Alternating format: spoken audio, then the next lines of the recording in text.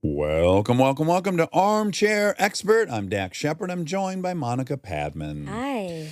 We have a rare occurrence. Occasionally, we'll interview two people at the same time. It's pretty rare, but it happens. And it also marks back-to-back episodes where we were out on the ground somewhere else interviewing people. On the road. Out of our safety zone. Out of the attic. In this case, we were at a hotel in Austin, Texas. That's right. And it'll come up in the fact check what all we did while we were there. Yeah. But this is Jake Gyllenhaal and Conor McGregor. Jake is an Academy Award-nominated actor. And Conor McGregor is a multi-weight UFC champion entrepreneur. He's the only person to hold belts in two different weight classes. Fascinating human being, and he's never done a podcast. Yes, this was his first podcast, which was super fun. Yes. I'm tempted to say as a caveat that my hope and aim for this episode was to be able to connect with Conor and get him to trust me and explore some maybe more emotional things that are not readily discussed with him. Mm-hmm. So I guess I got a little self-conscious. Like, I think as you're hearing it, you'll hear a broier side of me. Oh, interesting. And I don't know why I want to just flag that going in, but I hope people will give me a little benefit of the doubt and know that I'm trying to get somewhere. Yeah. Which I feel like we got. That's fair to say. Yeah. And of course, the reason they're together is they are in a reimagining or remake of one of my all-time favorite movies. For people who heard the Jake Gyllenhaal episode last year, he just kind of as a throwaway mentioned he was with Conor McGregor. And I was like, what the fuck are you doing with Conor McGregor? And he's like, oh my God, we're remaking Roadhouse. And I went berserk, if people remember. Roadhouse is my movie. I mean, top 5. What a film. And this Roadhouse delivers holy fistfights and car chases and boat chases. I mean, it's action-packed. Full throttle.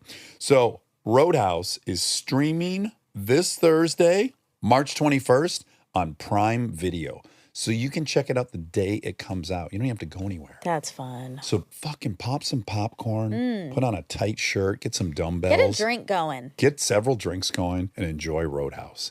And then lastly, just want to let everyone know the Armchair Anonymous prompts for next month are tell us about a crazy cosplay experience, tell us about your worst day ever, tell us your best cautionary tale, or tell us a crazy experience you had as a delivery driver. In many ways you could be a delivery driver. Please enjoy Jake Gyllenhaal, and Conor McGregor.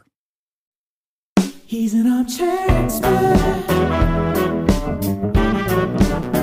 He's an armchair expert. He's an armchair expert. You guys, it's so awesome that you're here. Hello. He grew up in Boston. How are you? Good to meet you, brother. I'm so happy to get to talk to you. Hi, I'm Monica. Very nice. You look so nice. I love the purple. This is Jake. I always shave with my left. We had Jake on 11 months ago, and it was a beautiful interview. It was so fun. Yeah. I listened to it on the flight here. You did? Yeah, to reacquaint myself. It was so fun. Chairs aren't as nice, but you're great. And by the way, the row, I've been like, Do you think of me I now? trolled you on the row. I love it. I felt very flattered because after you visited us, you sent us both gifts, which was very sweet of you. Yeah. You got to send us something really nice. Yeah, Jake already sent us something sent us a nice. present after we interviewed him Do you last like time. alcohol? I make do. Boy, alcohol I used and to I'm like it. produce it. You're not drinking alcohol? Monica's right. No, I but love you it. should have seen me do it when I did it. Yeah. It was something to behold. Yeah, we're coming out with 0-0 Ford Stout. The 0-0 thing is growing legs, innit? You I gotta be too. careful with the gargle. You gotta be careful with it. I'm an athlete, right? And then I'm also an athlete that makes alcohol. Yes. They're kind of yin and yang. You don't put one with the other, so I gotta be careful with it. I have been partying like a rock star, probably like yourself back in the day. Something to behold also. Sure. A real sight. But hey, it's Paddy's Month. The Irish and Paddy's Month. I don't give a fuck also. But I know my limits as well and my boundaries, and I'm coming to the finish of this. I've got this Roadhouse promotional tour. I've got St. Patrick's Day. But I've got a fight on the horizon. I just want the fucking date. If they give me a date and I say, right, well, I know I can't miss. I'm in the best shape ever, and then I'll have a party and I go heavy on it, and then, I kind of build it back up. But if I have a date, I won't do that. Yeah, you must reverse engineer your life from these hard dates. But I got to tell you, we're competitors then, because I have a non-alcoholic beer. Have you, yeah? I do. Oh, wow, deadly. So you Ted make a beer, Seegers. yeah? Oh, What a look memory, at- Jake. Wow. So I'm going to tell you one of our taglines, and I feel like you're going to be jealous. Go ahead. What's it called? First of all, sorry. Ted Seegers. Ted Seegers. Good, strong name, right? What is it now? A lager? Yes, yes. I have 2 lagers as well. I haven't released them. Oh, so you I own have? a brewery in Ireland. I know all about you. I have a house lager that I made, forged lager. It's a light, crispy beer, and it's very successful on premise. I haven't bottled it or canned it yet. There's so many lagers out there. You know, I'm looking at this whole thing like I'm looking at a map. I've got the stout doing well, but I've actually got 2 lagers with the same recipe. I added more hops into the crispy one and made a darker beer. So it's like a Birra Moretti or a Heineken. I love it. I didn't think you and I would have anything that there you deeply go. in common, but we're in the... Back on the gavel, man. It's Paddy's Day. Oh my God, no. That bad. I have to draw the line there. You went heavy, just what, all day, every day? Yeah, and I love cocaine so much. It Yeah, smells so yeah, good. no, It really there's all smells that. nice. You got to be careful. You got to. We got a full-blown addict on our Yeah. hands over here. But I just want to hit you with You two. look fresh, man. You look fresh. Well, this You is- look like there's a comeback on the cards, man. I'm telling you. Oh, my God. I believe. Let's hang when I'm 70. But I just have 2 slogans I want to hit you with because I feel like they're going to really, really register. One is Ted Seegers is the only lager I trust when I'm alone with my sister-in-law. Okay. Yeah. The next one is drive fast, fuck slow. Ted Seegers. Do you guys write that Do you on feel the that? thing? Yeah, the poster's in the Let bar me go right back now. to the sister-in-law. So Wow. sister-in-law not related. Your brother's wife, is it? Yeah. So there's 2 ways to go. Either you don't want to I'm not the one to ask. be you don't want to be drunk around her because it can go either way. Yeah, Maybe but you'll hook is up with her, it- maybe is you'll it kill her? her. Don't blame salt for what sugar done, you know. Don't blame alcohol for what cocaine done, if you get me, you know. I don't know. People are, you know, it's 2024. You wouldn't know what's be going on. Who's at fault? You can go anyway, man. I'd love a beer now, actually. Maybe some cocaine. Rob, get the mirrors up. Okay, how long have you guys been doing this? Jake's face Jake. matches my Wait, face. I do want to call out something that's really obvious about the 2 of you. Yeah. And it's really wonderful. It's an incredible dynamic because I've already interviewed Jake and I've watched you in a lot of interviews. Jake, you're very careful. You're kind of meticulous about what you say. You want to make sure that you're representing yourself correctly. it's a Do good you way agree to or not? Yeah, deep thinker. I don't want to go forward unless you think that's true. I mean, thoughtful. I try at least feigning articulation. He's running at like 100 miles an hour. I'm in like a sort of second gear generally, and then you can get me into, you know. When we're together, I'm announcing, hey, everyone's the notorious Conor McGregor. Check out our new movie, Roadhouse on Prime. And then Jake is like, I want something in front of my name. What was the name he came up with? Anxious Jake Gyllenhaal. Anxious Jake Gyllenhaal. Jittery Jake Gyllenhaal. Jittery Jake.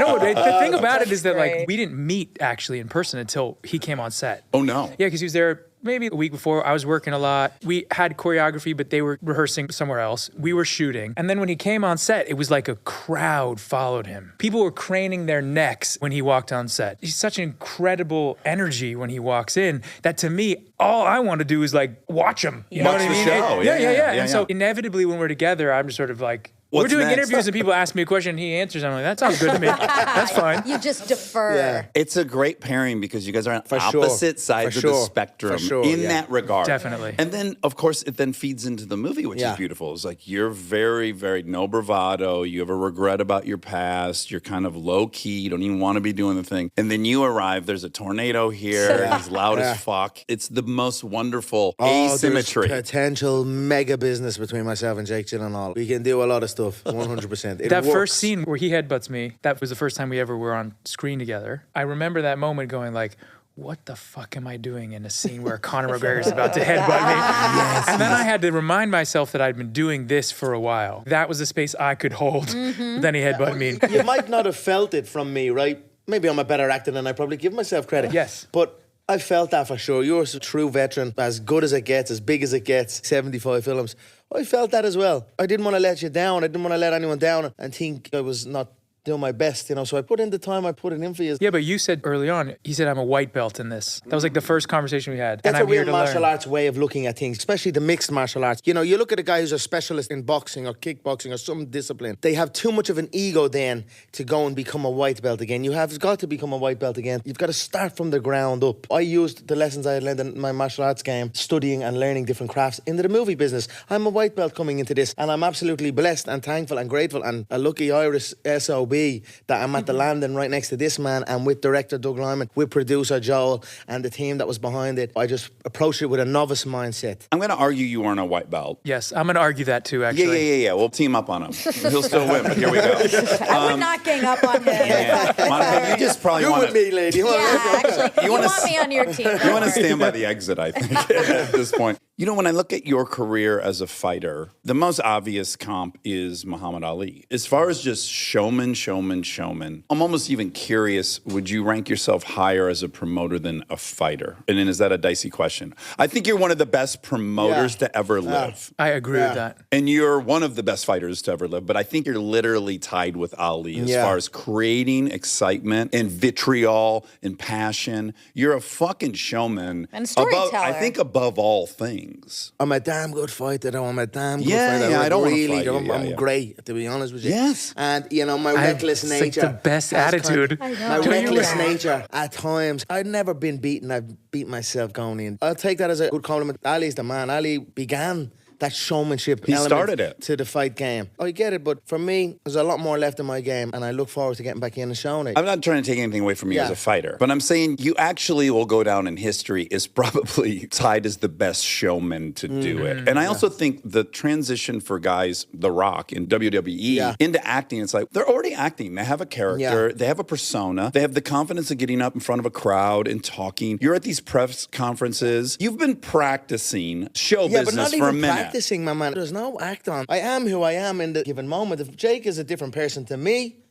I'm going to be a different person to Jake. Yeah. You get me? And so some fighters, that's the way it is. Look at the Poirier fights. I knocked him out in the first one, and then he comes back and we were friendly. And then a few things get said after he gets the win back. And then it just changes again. And it's not acting, it's just what it is. Well, you have facets but I have, to you. like us all, for Yeah, sure. you're a dad. And the fight game has put that to the forefront in front of the world. For those Mayweather press conferences, 25,000 people are there for the press conferences. The very first one. The way the UFC press conferences are laid out, you sit on a table and then the media asks you a question. Hello, Conor, how was training? In boxing, it's not the case. You walk in and you got to say something. So I'm sitting up on the stage. I got to go up and say a big speech, and I fucking have nothing in my head. I don't know what to be saying, and I just roll with it. I want to go back to the first big press tour they put you on, I think was for Aldo, maybe, where you went to 8 cities. Yeah. And then he pulled out on me, man. Then I had to do it again. That first press tour, again, Jake and I can relate to this. We've been doing press tours for movies for 25 years. That would have helped me for sure. Well, that's what I'm curious. I wasn't dialed in yet. So on that first press tour where UFC's like, you're the guy, we're going to commit some actual capital to this.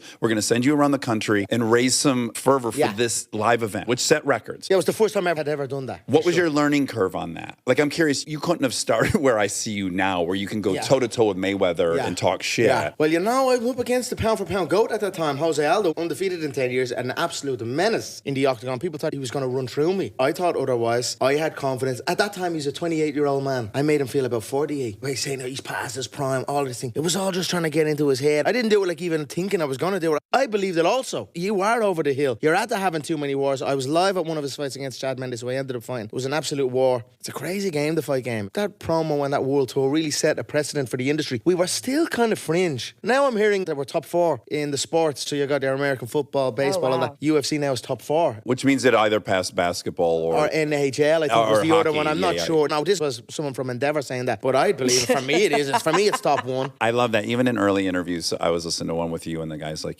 they just said you're the 5th most recognizable sports star. Oh, it was Tony Robbins. And you go, that's a shit test. I think they got the data wrong. Yeah. I'm number 1. That's it, man. You gotta have it that. Were you always that confident? I Like as a don't know. kid? You just gotta fake it till you make it. I always felt that I was the man. That's the way I felt. That's the way I carried myself, and it worked. And as you're saying, Jake, about the forward of me rocking around and people like a fucking circus. Sometimes life is like a circus. You're like an animal in the cage. Although you're out and you're free, sometimes it's like you're in the cage. Yeah, but you do have 2 older sisters. Wait, what does that mean?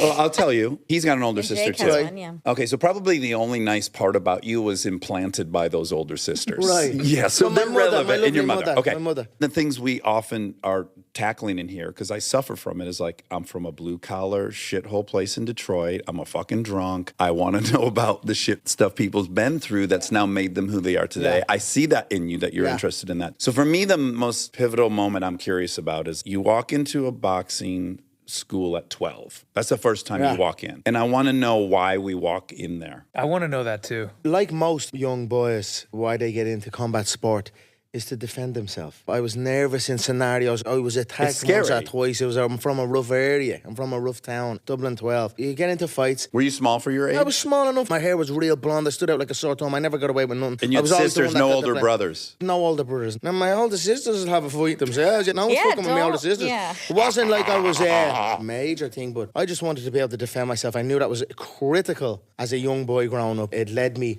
to begin to study the arts. Do you remember the moment though? Like, is there a moment where you went, oh, this feels right? Why I said, I'm going to a gym, fuck this. Everyone and everything they do, there's like the hard work. There's the moment where everyone goes like, well, I could do that. And they're like, well, are you Yeah. willing to put in that work, right? And with every job. And there's that moment where you know it doesn't matter, you just got to go back. One of the moments, I think I've spoke this before, I was with this chick, right? I was young, she was about 16, I was with her, she was older. And I was only about 12, the Respect, older yeah. chick, you know yourself. And we're walking down the street, and she had an older boyfriend who was older than me as well. These motherfuckers drive by me in a car, packed out about 5 or 6 of them. And your man jumps out, and she's with the guy, but she's with me, do you know that way? So I'm just standing on the road, and I just threw a few shots, and we just covered up and took the shots and leg out left for the yoke. We kept going, and I think it happened again. The second time I grabbed a hold of him and ended up in top position, I just rolled him over. And then I got out of there. It was the same thing as outmanned, outnumbered, and outaged, everything. And then I just said, no, I'm not letting that happen, man. Someone walks up on me, they're not going to walk up on me twice, and that's Okay. out straight. And straight into the gym, and I learned how to fight. Okay, so right now, this is the most exciting thing. So the reason I have to start getting involved with fighting is I'm in 6th grade, and the most popular girl in 8th grade asked me out, Sasha Yeah, Crossett. similar. And I'm like, similar, oh my yeah. God, what a miracle. Yeah. And then guess what? Every 8th grade boy fucking hated Yeah, my guts. yeah. And so almost the exact same situation where it's like, I let someone basically beat me up because I was afraid. In the pain, I try to explain this. Monica's like, why are you being in bar fights? The physical pain for me doesn't even compare to the regret pain of not fighting back. Trying to fall asleep at night going, fuck, you didn't even fucking fight back. That mental agony where you go, there isn't a broken nose that hurts as much as that. Was any of that happening? Yeah, for sure. I just wanted to get out of there. They said it was too many you're of them. I wasn't on my scared. own. Exactly. There's a moment in life a dude might decide that the back down mental agony and regret, you'll never experience that again. Who wants to be the motherfucker that backs down? What chick is going to be wanting to be with the guy that backs down? What's so great about him is how he's been in defeat. I would say one of the things that makes him such an interesting that's personality and showman, and what I really admire is watching him in defeat. No, that's the most mind-blowing part of it all. Sorry, I don't mean to Yeah, jump no, ahead. but we're definitely, and my analogy is George Foreman, the story of Ali Foreman. And up to that point, George Foreman is undefeated. He's such a heavy hitter. He's the baddest motherfucker on planet Earth. Ali beats him. He goes into a depression for like 5 years. It ruins his own identity. You're in a game where you're going to get losses. It's not like boxing in that you're going to pick up some losses. But you've had some streaks that ended. And in those streaks, I imagine you felt that same indomitability. What did it do to you emotionally and mentally when you would suffer one of those defeats? It's never nice. You start just playing back everything, but it happens. The sun rises. But it kills the next some day. people. It kills some The sun people. rises the next day. I wouldn't let the fear of failure. I'd urge everyone, don't let the fear of failure stop you from going out and experiencing it and doing things that frighten you that you may lose. The sun rises the next day. We go back and we go again. This is what martial arts is. Guess what? Every single martial artist, every single UFC fighter you see right now has gone through 1 million losses inside the gym. You get beaten in the gym every fucking day. It is what it is. It can happen. It's about adjusting and coming back. But I appreciate you saying that, Jake. I only have a few fucking losses. They're overplayed. People want to downplay my success. I'm coming up on 20 knockouts in professional mixed martial arts history, a feat that very, very few have, along with all the world titles won. 20 professional KOs is a huge feat. So I focus on the good. And if I think about it, everyone I've fought in the octagon more than once I've smoked. I upended Nate Diaz after he beat me. I KO'd Poirier in 60 seconds, and I was walking him like a fucking dog in a lead in the second fight. Yes, but caught the leg, caught lucky, and then the third one he was getting broke up as well. This is the moment that happens when someone's got an edge on him and then he's like, nope. I'm sitting here like that, keep thinking. But Conor, this so is it's just why- on me now to control this animal in me as well. Because I tell you what, if I didn't commit everything to it and I was partying away while I was training, which I've done it all. I've partied on fucking fight week, and then I've lived like a monk. I've done them both, and I've had varying runs on both, so it's not even about that. But I think for my own good, if I didn't dial in and it didn't go my way, anything can happen, I'm very, very confident. I like the opponent lines up that I have. I like the level I'm at now skill-wise and what my recent work is. But if I didn't give it my all and it went my way, I don't think I'd be able to live with myself. I'd really be disappointed in that. Whereas if I gave it everything and I took it, I'd say, no, enjoy the entertainment, people, you're welcome. Because at the end of the day, we're giving something for the people. Life is this big big arching story, and your fighting's a part of it. But what is amazing, and Ali had this. Ali lost, and then he'd come back, and he lost. Yeah, in the overall, it doesn't matter. No, do you think anyone's looking back and not No. saying Ali's the greatest? He was. In what manner, like? Why, do you think that? Do I think he's the greatest boxer? I mean, he's not. Yeah, because he beat every kind of guy. Because I was asked what's my favorite movies of Jake. He was asked what's his favorite fight of mine, and he said something that I was surprised by, but it's actually accurate. It's bigger than fighting. It's the whole thing, is what he was saying. Like, you step back, you're looking at the micro, like you're talking about this fight and that fight. And I'm saying as the macro lens, when you pan out, I think you will, if you're not already, you probably already have the gratitude. But when you look back on the deathbed, you're like, oh, all those little chapters, and I made the story super interesting, and I doubted myself, and I refound my courage, and I went right back at the same guy. That's a much more complex and colorful and interesting life. Yeah. Well, there's a reason some people supersede the sport. If you don't know the sport, but you know the person. Is he the only UFC Yeah, fighter 100%. you know? I don't know anything about... And Jake's the only actor you know, right? Exactly. I know. You're totally overcome. Did you just learn that I was an actor? Monica just learned that I was an actor. She thought you were a She literally. fashionista. Yeah, which you are.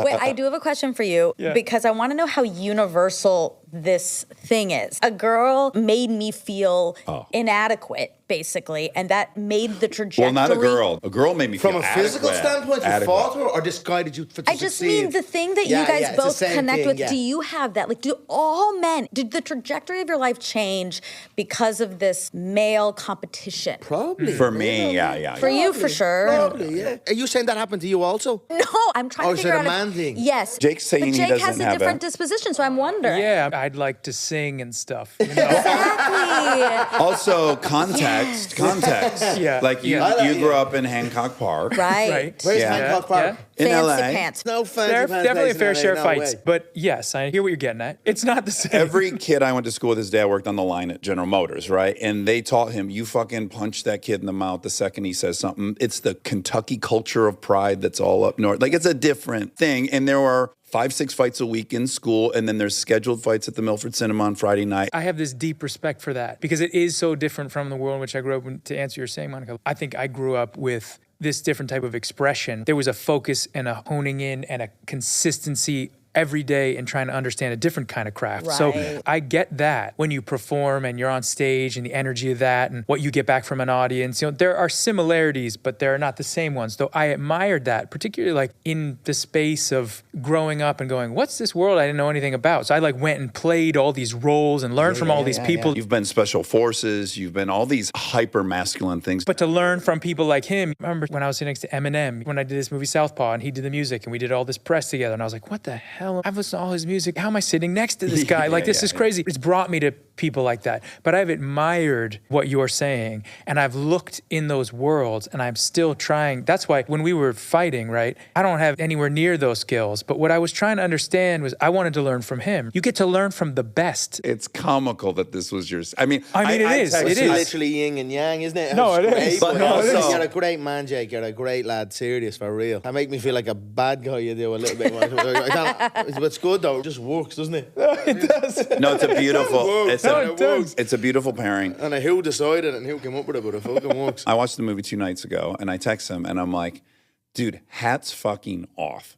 Any real human that stands across from Conor McGregor, and I believe for half a second he might win, it's almost impossible. Yeah, he's a great actor. I don't know why Yeah. he let them cast That's you. a- If I were, I don't know why either. No. I literally don't. The I got the Oscars call. watching. I got the call. That's I an was. Oscar, I remember yeah. where I was because I knew they were chasing him for a long time, and there was a part of me that was like, "Oh my god, that'd be amazing," and then I was like, "Oh my god, I don't want that to happen."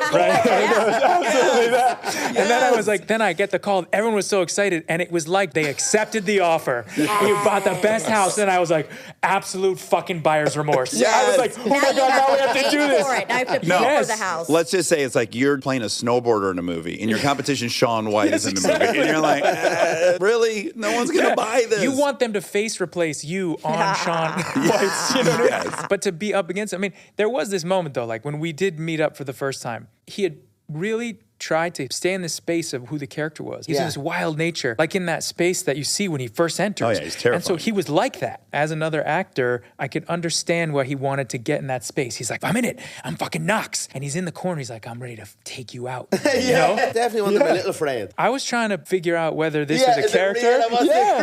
But then I was Yeah, like, it is a wait. character. Well, So I might you, then know. yeah, but like I talk all the time about, okay, so we try and get into the space because I think the octagon is a sacred space. And I think that in front of the camera is a sacred space too. When you're in there, you go, okay, you talked a game. Now he's in your space. And now he's about to present this thing to you. He's been working on a character. And what are you going to do? Cower? In your head, you have to go like, I'll act fucking circles around you, bitch. Let's go. Yeah. You got to Yeah. dial God. into your own In my head, I went, confidence. I've spent 30 years doing this. Yes, let's You've party. spent 30 years doing this. Let's Yeah. party. They're two different. But that's the look that we have But at that's each other. when we perfect for bring- this It movie. is. That's like it's so Oh, it's a much perfect bigger storm than for it's like a sure. microcosm It of what's is. happening in the It actual is. movie. To go back to the way Jake was raised enviably, his mom's an artist, his dad's an artist. He's free without any fear of being emasculated by pursuing that inside of him that's beautiful. Yeah. So I started there, and I've been trying to let go of all the shit. Trauma, like from years past. Yeah. Walking into a room and going like, what guy is, okay, I gotta keep my eyes on him. Always prepared. Like you were saying, I'm waiting. like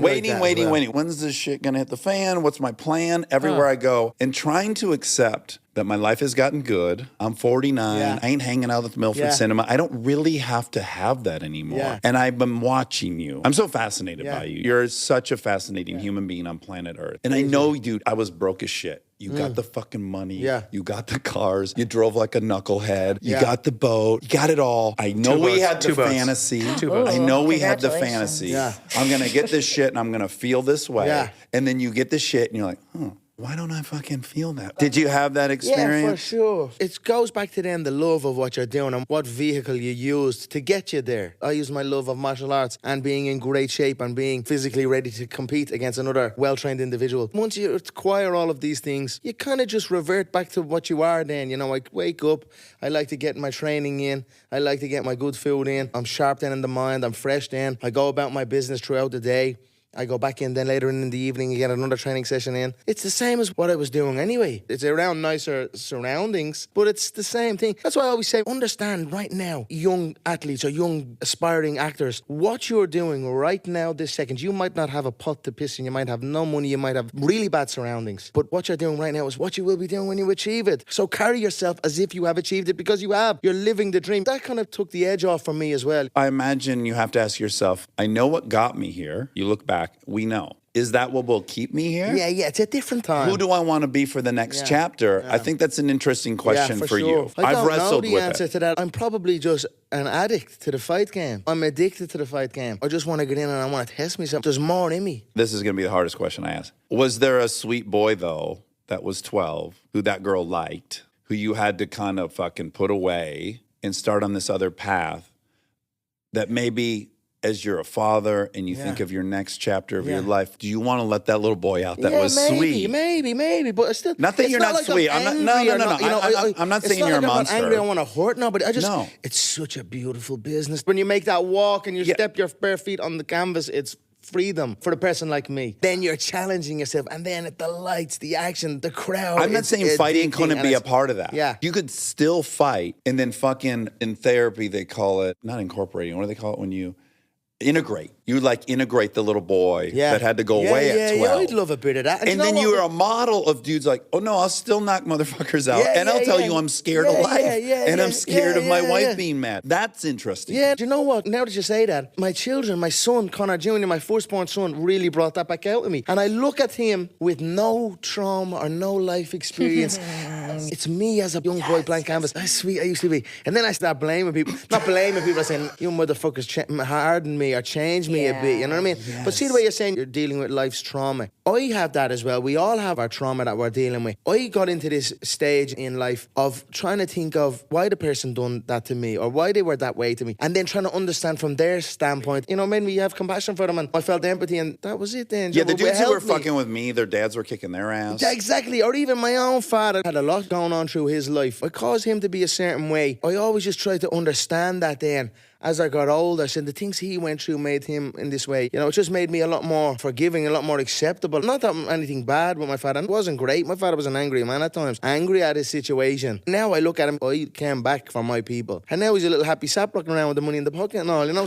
But I tried to see it from other people's, why are they like that? You know, how people are with you is more a reflection of them than it is of you. 1,000%. So if you kind of understand it, brings you to ease, you know, brings you peace. But the fatherhood, for me, this has been the most illuminating for who I am. I have 2 girls. So I haven't had to decide if I'm going to tell them, like, listen, man, whoever hits first generally wins. You get some shit, you swing. If I had a son, I got to decide what I'm going to pass on, right? And I have a girl and it's already come up where someone's talking mean to her. And how am I going to tell her? And I'm at this crossroads where it's like, do I want this little person to have to go down the same road as me? I know. Or do I want to go, no, that's actually not the world they're in. That's not me protecting them by giving them this skill set. I just imagine you with a boy have to be deciding, do I teach him how to be me or do I trust that the world's beautiful enough that he doesn't need it? Because it comes with a price. I have them in class, I do my own training with them. Life has to show itself at some point, you know, we can't all... But do you wrestle with it, I guess? Yeah, like no, I do my wrestle daughter's with it too in, as well. she trains with Cecilina Gracie, one of the Gracie daughters. Jiu-jitsu is a really great martial art, especially for women, for anyone. You know, you get a jiu-jitsu lady wrap you up in a bone, and you know, there's no danger. Yeah, they're doing crazy stuff. There's no danger. So we've got some world champions in our gym, some female world champions. But train martial arts. Pray nothing happens. It's all peace and flowers and love and happiness and hope for the best, but prepare for, you know.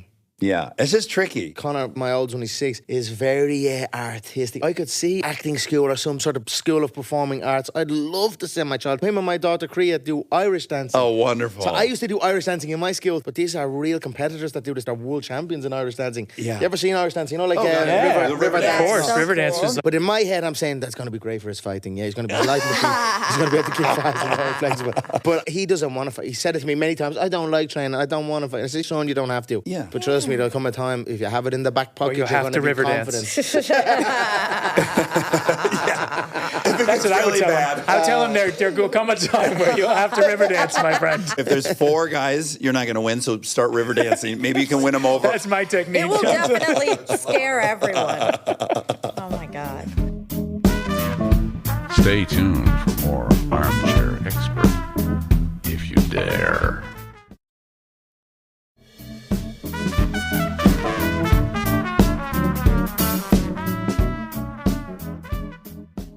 Okay, first of all, the movie's fucking rad. You just watched it, yeah? Yeah, I watched it 2 days ago. Did you? Yeah. And then I'll be tonight at the premiere, and I'm moderating Well, your I've not panel. heard from many people, only 1 or 2 that have watched it outside of the cast. But I'm biased because one of my very favorite movies of all time is the I'm original. interested to hear your thoughts then, because I was aware of that. You know, I knew there's people out with a magnifying glass that would be very critical of it. I think they're going to be happy. I don't think there'll be no issue with it. I think people will be actually delighted. Oh, absolutely. And it's another addition to the Roadhouse family, and it's an honor. I have a question for you, actually. Going in, you know people in it, you have ties and stuff like that. Yeah, But yeah. when we talked last, I was interviewing him, and he just randomly goes, yeah, I was in a scene with Conor McGregor. And I go, what the fuck were you in a scene with Conor McGregor for? And he goes, oh, we're redoing Roadhouse. he was like, why the fuck are we talking right now? He literally was like, why am I talking right now? Why isn't Conor here? Well, also just like, they're remaking one of my favorite movies of all time, and I fucking know it inside and out. What do you think about it with the new one and the old? I just wanted to ask Yeah, you, ask me. because as a fan, it's very important to me because you are a true fan of Super the OG Yeah. Roadhouse. We've been in the middle of this conversation about, what's it like to redo? And I'm like, well, we didn't redo it. We reimagined it, as everyone's saying. But then there's also mirrors of things that happen in it. Listen, let's just get to the spirit of it. We're going to tell a story that's the solution to everything is knocking someone out. It's so classic. It's the be-all, end-all, Everyone's hot. The stakes of it are like, I don't know, this person wants to build a resort. Okay, that's not the priority. Let's start breaking glass at the bar. Let's get some good music in. Let's get some fucking motorcycles, and let's swing and make out with chicks. I mean, the spirit of it He didn't really do that, though. He did a little, There's because a woke vibe still going on with it. It could have been a little bit more. I would have thought. You might have said, but we understand the times we're in. I thought that myself as well. There could have been a bit more. That me picking up the chick doing the dancing, that whole scene was on the floor. Once they cast Conor, we started to lose time. It's just, you know what I mean? It was just... But when we started talking about it 11 months ago, I was saying, of the many things I liked about it, Patrick Swayze was at peak powers. What a man. He was so awesome. He was a gymnast. He was a firefighter. He was in he a Outsiders. Yes. He was a River dancer. Dancer. He was a football player, and what took him out of being a professional football player, or he played in college, is he destroyed his knee. And in Dirty Dancing, he has to jump off the stage. And if you watch the doc about it, he went over and over, and every time he landed, just collapsed, like in so much fucking pain. This is what I love about you. Not only are you obsessed with Roadhouse, but you also love Dirty Dancing. Because of Swayze. He likes documentaries. Swayze Oh, fans. not the real thing. That's right. Yeah. Okay. Have you seen Outsiders? Swayze for me, are you number one. kidding No, me? we haven't seen it. It's a gang movie. Francis Ford Coppola. It launched This is Swayze It launched as well? everybody. It Like launched every Emilio actor. Estevez, Tom Cruise. I love when that happens. You get something that you can go watch them. So he was the king when I was a kid. Swayze was Same. everything. So, okay, he makes all the decisions in the movies he's making at that time. He makes Roadhouse, and he gets out of bed naked. We watch him walk all the way over to the dresser, and we're just seeing his ass cheeks. This They is Swayze? fucking- Oh, this is me? Swayze. No, Swayze, but you too. Yeah. Swayze. This in the movie? I don't even know This in that the you movie? know Yeah. that was a nod to Was that. it? No. The most memorable Yeah, I thing wouldn't do it, so they asked you to do it. Serious? You love getting your arse out. I always thought it was something to do with Arnold Schwarzenegger. I might have been telling people. No. Because Schwarzenegger came in that way. Terminator. Well, that's what I was telling myself. Look, Arnie done it. I'd say the people are going to be shocked at that. Oh. Because no one knows really that that's going to come in. Full butt naked. reverse. So not only is he nude and he walks to the thing and he's in a medium shot, then they put a different lens on. Close up of his ass. Yeah, full and on. then, Full on. he squeezes it. Yes, he It's does. in the movie. Yes, he does. He does. And I was like a 12-year-old going like, do What's I he like do- this? but what's This he is doing? interesting. Why is this happening? I think I like it. So I said to Jake, when we talked about the movie 11 months ago, my first question was, are we going to see your ass cheeks clenched? And he said, no. If I'd have known that it's clenched, they'd be okay. You do. And the first walk You away, should've you said do. that. No, on the first walk away, just your basic walking stance. It's solid basically anyway. clenched. It was fridge freeze out rocking down the fucking thing. I'm going to argue that you actually topped it. Okay, so I'm going into the movie hoping we're going to see something that nods to this. And then we meet Conor jumping out of a window. He's clearly with someone else's woman. He's bare Ding, naked. ding, ding. Back to the beginning of your history. It's a through line of his life and artistic work. Look at that. You've really hit on something.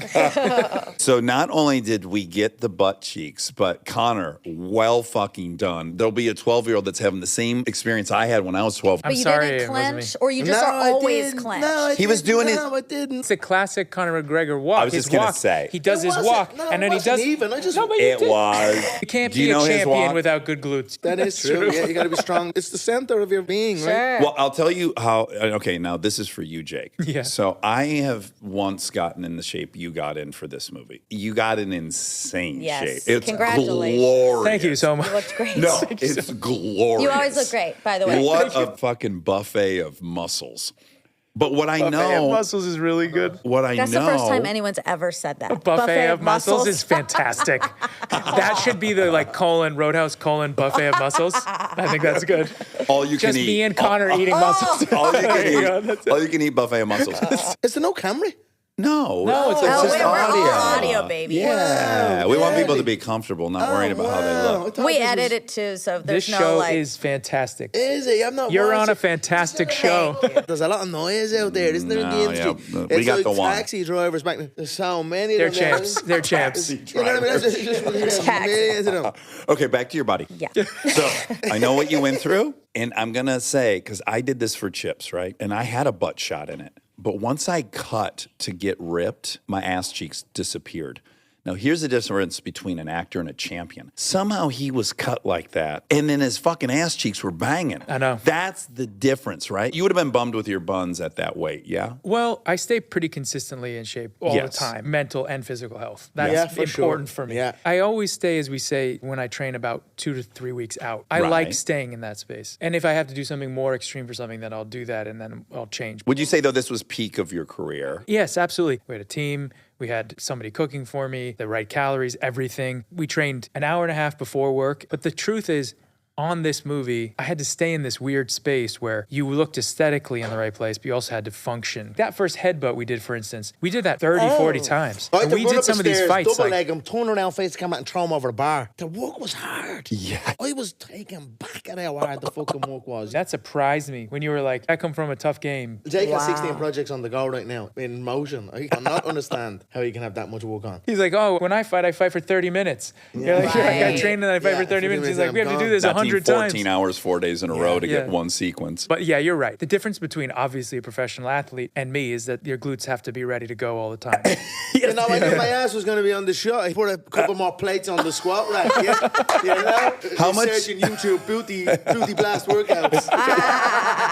So IG model. This is your sweet spot, though. We talked about this last time you were here. You love a regimen. I do love a regimen. And in fact, weren't we saying like maybe that's something you were trying to sort of taper back a little bit? Well, we talked. I had already made this movie, so great. yeah. Okay. So, but like he was recovering from this movie. Yeah, but at the same time too, you get to an age and you're like, I love what I've learned from my body. I loved what it shows you and teaches you. Sometimes I'll be on a run and I'll be like, man, I don't know how long I'll be able to do this. I am grateful for this. Are you 43? 43, yeah. 43, yeah. You start realizing, well, if I don't do this now, I'm probably not going to be able to do it in 5 years, or I'm not going to be able to do it in 6 years. Your brain shifts somehow.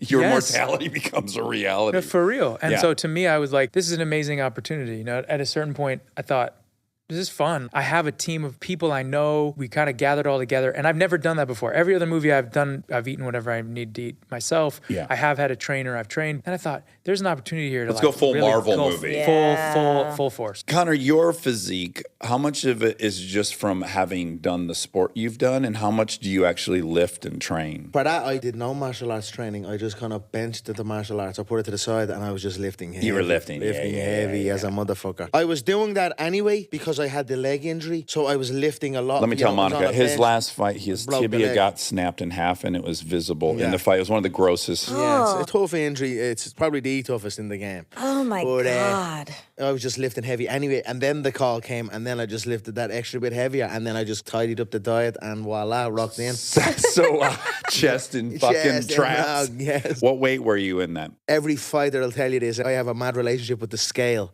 From cutting weight 145, 155, 170. After the fight. Can I just tell Monica real quick? He's the only guy in UFC history that was holding 2 different belts at 2 different weight classes. So he's fighting at one weight 1 month, and then 6 months later he's fighting a completely different weight. God. And so he'll have to cut 15 fucking pounds. 20.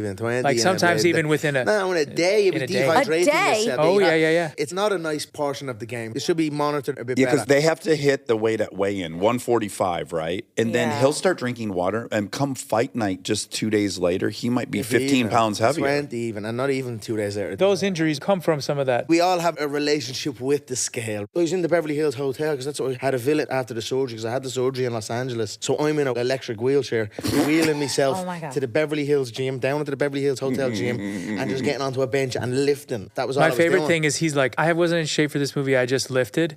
There's a moment where I try and choke him out and I'm on his back, and he runs backwards and slams me into the back of the wall and then throws me on a table. I don't know what the fuck he's like when he's actually in shape. but that was insane. What weight would you have been that time? I'm usually around 190, 200, something like that. 190, Maybe 185. 200, yeah. I don't know what weight I was, man. That's the truth. I decided I am not even looking at a fucking scales again. And I haven't, since that time I stepped on weight to make that weight for that last fight, I have not touched the scales once. Do you want to, though? Do you not get I curious? don't care. I called and said the fight is going to be at 185 pounds against Chandler. Oh. It could be 170, Wait, where do you 185. sit? Where do you sit then? Normally, like right now you think. I don't know, man. I haven't checked. Rob, get the scale I'd out. say I'm give or take. I feel like I'm coming back down because I'm doing more I think you're coming cardiovascular back work. down, yeah. I'm definitely coming back down. I'm doing more martial arts work. In fact, I haven't been lifting at all, really. I'm doing more martial arts work, getting the kicks snappy, getting the balance work ready. You know, I know what's ahead of me. So the body's getting naturally trimmer. I'm probably about 180, maybe, I'd say. Give or take. But we have a fact check on this show, so we'll need you to go weigh yourself and I'll do send it for you. send I'll do us it for in you, a number. Ansel. It's coming soon. I'm going to wait till the Paddy's festivities happen and then I'll... But who knew that Michael Chandler, in the promo video for the UFC fight that I did that's also in the movie, Chandler came to the DR to be my opponent that I knock out. No way. Was Yeah. I there? Yeah. Well, I was you were there? Yeah, you were there. No way. I had no idea. And forgive my ignorance. Are you fighting him next? Well, I mean, let's see what I'm saying. You're Possibly. coming back, right, to the UFC? Yeah. I have 2 fights left on my UFC contract. I'm in a lovely position. I'd love to renegotiate with the UFC. I'd love to figure something out. I'm the highest paid UFC fighter of all time, but even despite that, I'm the most underpaid UFC fighter Well, of all when time. you That's the fought truth. Mayweather, you made 100 and some Yeah, million. but that was separate. Yeah, That was a I'm just separate thing. saying, when the you figures compare. I bring in, I'm the most underpaid fighter in history. So it's fine. I'm rich as shit. I've made hundreds upon hundreds of millions of dollars. I have businesses trending towards millionaire status, but what happens now? I have 2 fights left in the UFC. I go to the finish, become a free agent, then McGregor Promotions happens. Then I can pick who I can fight. I can pick where. Do you like looking at young fighters and do you like thinking about that? Like what, to fight them? No. To manage them or More promote 'em. agency. Oh, for sure. I have a management agency also. Paradigm Sports. We manage some great fighters. We have champions on the roster also. One of our guys is making his UFC debut tomorrow night. Michael Venom Page. I sponsor athletes. I sponsor By the way, promotions. you did do that when we were working. He'd look at my stuff and he'd be like, no, throw that right, just a Yeah, little bit, yeah. drop like that way, and then come back, and then you're going to grab me, take me, just higher, bring your arms Just up to make higher, it you a know. little bit He's more always venomous, a little bit more mentoring. venomous. Connor, you can say that you would want to promote me. You can say it. Yeah, You can yeah. say it on the Feel show. It's free. fine. And I think maybe both of us Yeah, should Yeah, be. both of us should course. be on Paradigm. I feel like, no right? Bother, Yeah. No bother. You know? Do that for sure. Man, there's big business in it. I'm just going to like river dance and then you can, I'll make you so much money you can swim in it. I just want to dance in it. I'll tell you what, I will make you fucking as much, if not more, than you make for a movie.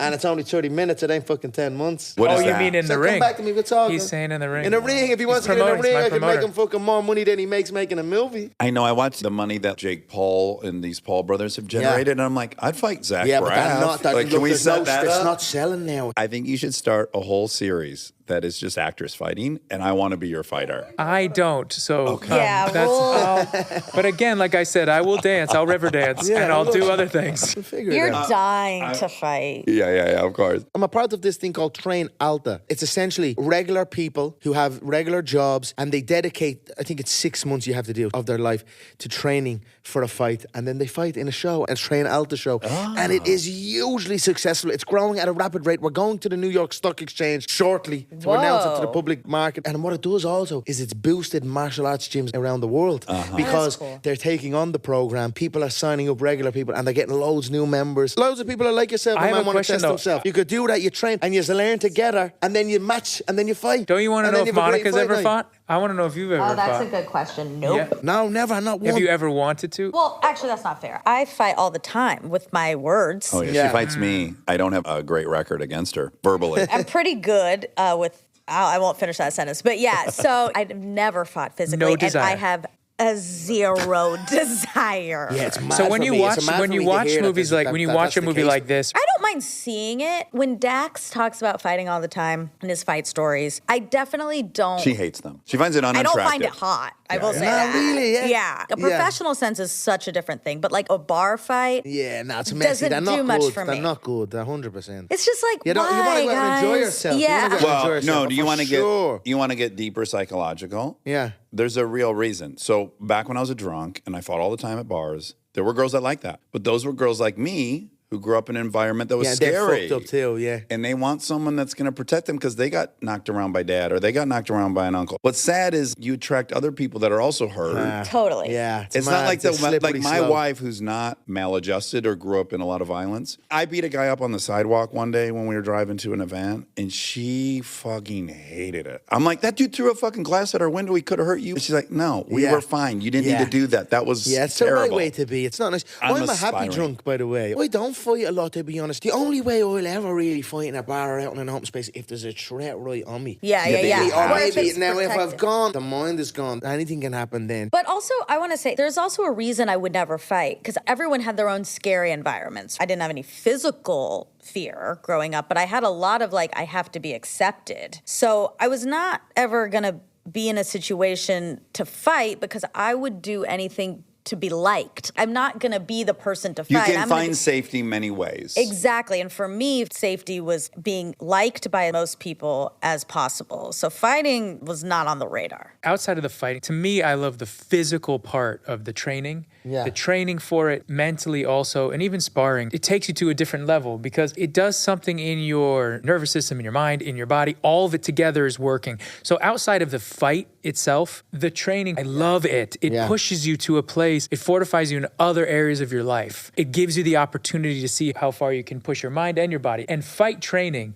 is really the only space where you can do that in that particular way. It would be easy for you to get addicted to it. If you got a competition under your belt and you felt that experience and that rush, there's no adrenaline rush like it. Oh my God, you're going to join UFC. Yeah. Yeah, right. My explanation of fighting is I have never lost a fight because I've only been fighting the fear in myself. So if I can not be afraid, I can't lose. I can get beat up. There you go. That's the truth for me. So everyone gets to decide, and it's great for everyone to make their own decision. But for me, only thing I'm fighting is fear. So I can't lose. I don't care. I've had my nose broken. It's crooked. I got missing. I always say, once you make that walk, you're a winner once you make that walk. Yes, because I only have to defeat the voice in my head that's afraid. No, guys, nobody ever wins a fight. Yes. That's a good line. I've just been trying to get it in there. I've just every fucking second I've been trying. You're like, you won't even let me. That's all I wanted to say. That's a pro. The best line that's in the movie. 70 press junkets. That's what a pro does. Like when you throw that left hook, that's your thing. What he just did is his left hook. That's right. Okay, I do want to talk about the fight sequences are so fucking radical. Doug Lyman, I wish he was here. What an incredible job. He's coming. Oh, he got over it. Oh, well, I mean, I don't know. I hope he's got over. I mean, it's going to be a huge success. We all deserve to be here. He did an incredible job. And he told me, I found it hard to believe he hadn't even seen the original movie. But regardless, there's so much physical fighting and reenacting of fighting. Did you get hurt a bunch? And also, was it hard for you to snap into movie version? I was definitely acting and playing a role, for sure. And as far as like, did I get hurt, it was as tough as I've ever fucking experienced. Me and Jake were fighting on a little dinghy in the middle of the ocean, yeah? And I have this fucking anchor. Yes. And I swing the anchor and then both veers, I get thrown off. But not only that, when I land in the water, the camera was there, so I had to... There's a thing online, it's a white Siberian tiger jumping into the sea or into a pool or something to grab a bit of meat. Did you ever see that? Yeah. It's a picture. On Instagram, yeah. I wanted to get that when I got in the water. But that wasn't the finish of it. The boat is going... It's a speedboat and it's going fucking... and it's tearing the fucking shoulder on me. But I had shoulder surgery on the right shoulder about 8 months ago. That really accentuated because I was tearing the fucking shoulder on my socket. It's a damn tough business. Well, again, especially a movie like that. Now, I'd imagine you're sitting on a rom-com type of thing. They're probably handy. I don't know. You'd know, Jake. But that one was fucking handy. Sometimes in those scenes, we're fighting on the floor, we're fighting around tables, we're fighting around glass, even if it's breakaway glass. You know, the car goes through the... You drive the truck into the...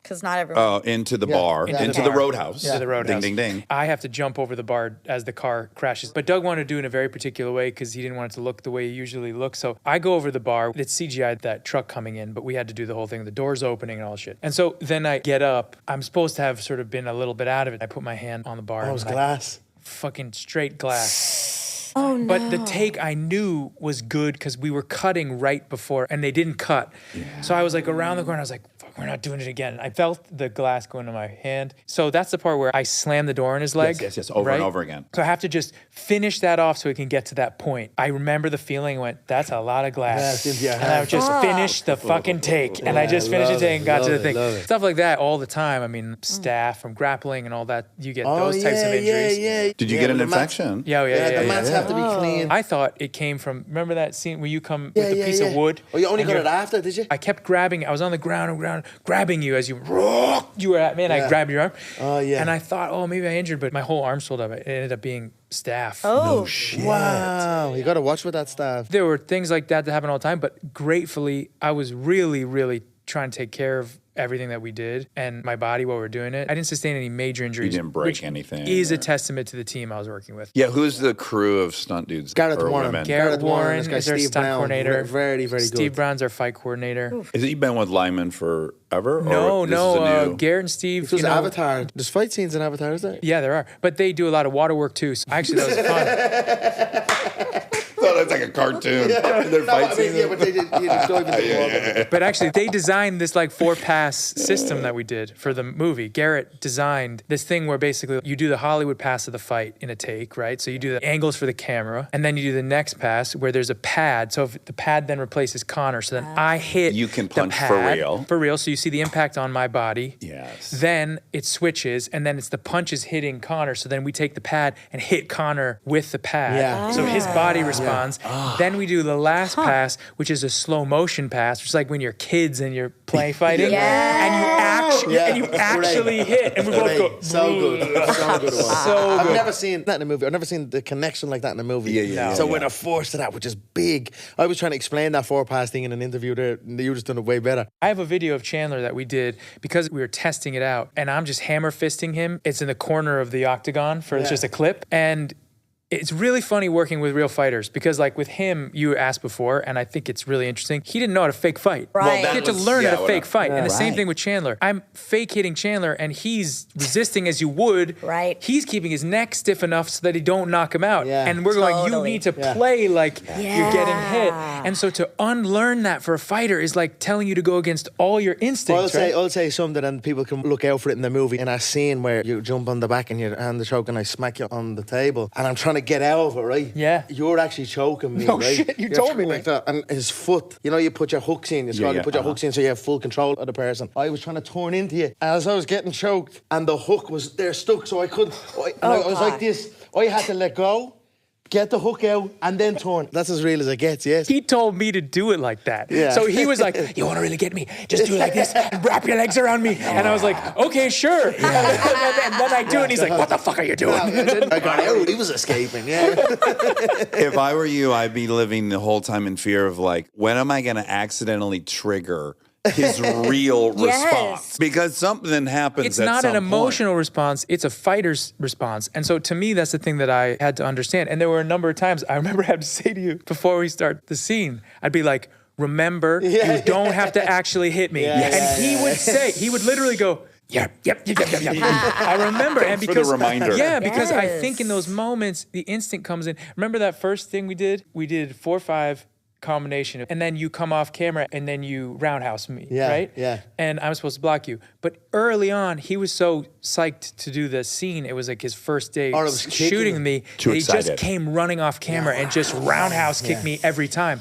I remember That I was said my to you, fear for you when I was watching. Like, does he know how to pull? but this is the thing with him on set. He was so great. I turned to you and I said, you know, we're not on camera. And he was like so in the character. Yeah, because I didn't really know where the cameras were at that time. Yeah. Sure, Yeah, sure. you There was a know. moment Yeah, it's where hard to know. It was actually my very first take that I done. I Yes, was in the water. yes. You weren't there at this time. I came up out of the sea after the boat crash. I had to swim to the fucking ladder. It was a wide shot or a long shot. I don't know what way he's called it in the industry, but it was nowhere near me. Yeah? You didn't need to do so any of when this. I'm under the water, like myself drown. I'm saying I'm coming out of this water like a torpedo. And I just wanted full body thinking this is gonna look so great on the movie.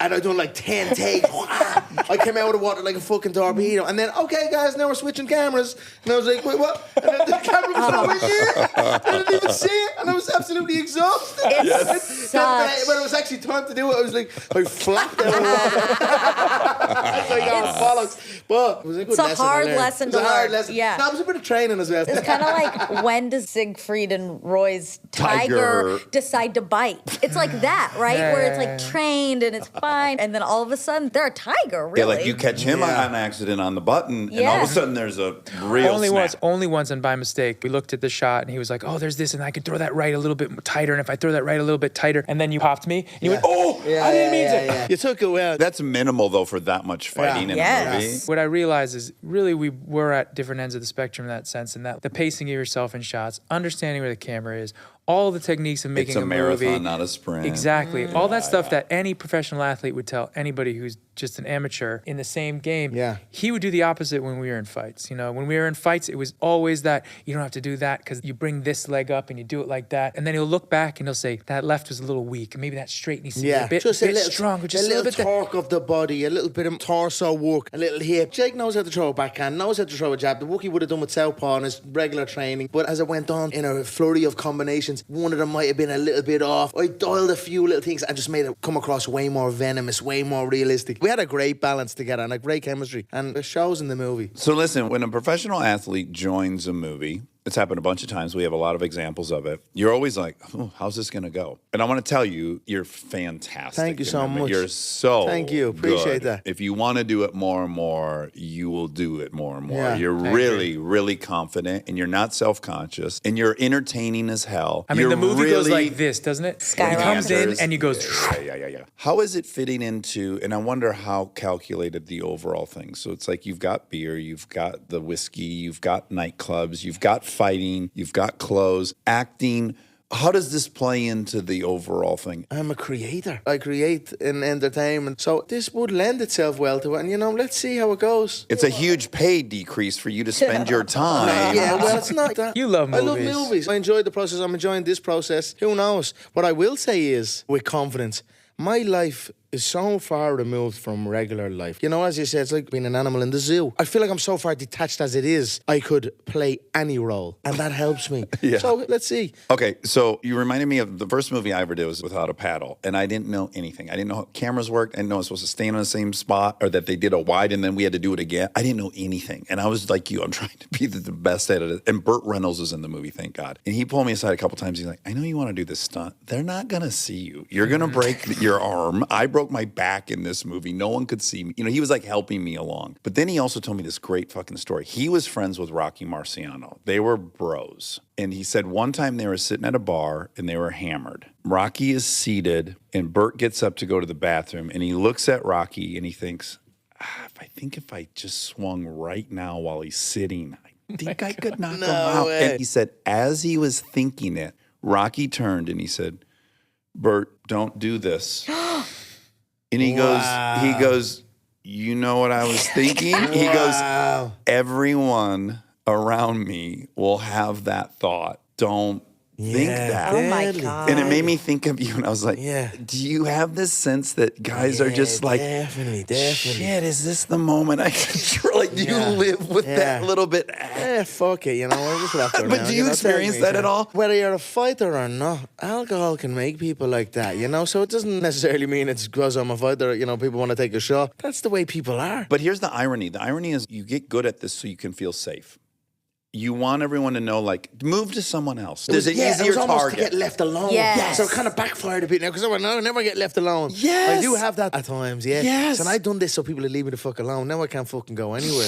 The irony of, you know what, I'm going to make it so clear that you're better off fucking with another person. And then yet that in itself makes these random people feel like, well, I'd be a legend for life if I could knock this stranger out. You kind of invite more. Who would want to do that with A you? million dudes I know from Michigan. They would risk their life to have a my story where they punched him out. Yeah. They would risk their life for it. They are risking their life for it Yeah, if they do that. especially because I rock around with motherfuckers armed. Yeah, I'm not playing over here in the United States of America. I rock 12 deluxe to the shop. Yeah, don't give a fuck. Don't mess in this country. You know what I mean? So that's it. Ireland probably not far off either. Stay tuned for more Armchair Expert, if you dare.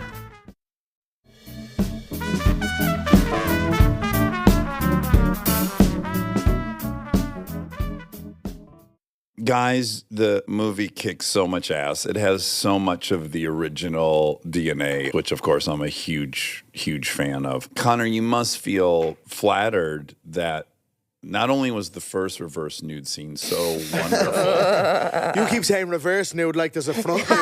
Yeah. My Irish compatriot Barry Cowan was butt naked in one of his recent movies.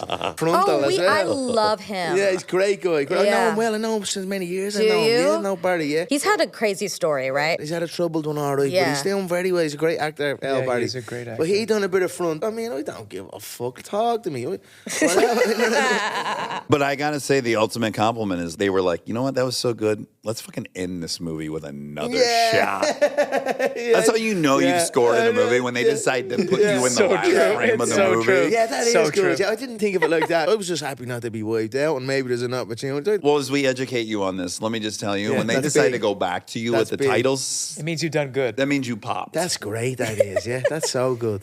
All right, well, boys, what is next? Do you think now that you like it enough, you'll try to do it again? Well, we've had no discussions about it. You know, it's all still in the air. I'm sure an offer will come and I'm interested to see what it is. Will we be bros? Will we have a task? That's or, what you guys need to do, what's the vibe Rocky gonna Apollo. be? I'm so interested because there's some incredible writers out there that can really make magic. And if there's a man that can make magic and two men, it's myself and Jake. So we'd be excited to do something like that down the line. I got to add one other thing I forgot to say is the gift you gave the writers, which is normally they would have had to spend 15 minutes on your character to establish why you would be a threat to a guy who was seemingly undefeated in the UFC and killed somebody. We don't really know why you're as tough as you are, other than it's Conor fucking McGregor. Yeah. It's so meta. I mean, that's the What thing do you mean about the meta? movie that's so great. Meaning it just exists outside of the actual storyline and inside the storyline. That's also what makes the movie so fun is like you can't remake the OG original. Well, this is where this movie's superior to the original, is that the bad guy in the original, it's not you. Patrick brings that movie home, but we don't have a comparable or equal as an adversary. Yes. And in this, we do. We fall in love with you. You don't want to be doing And then this. he starts Well, going crazy. He's suicidal.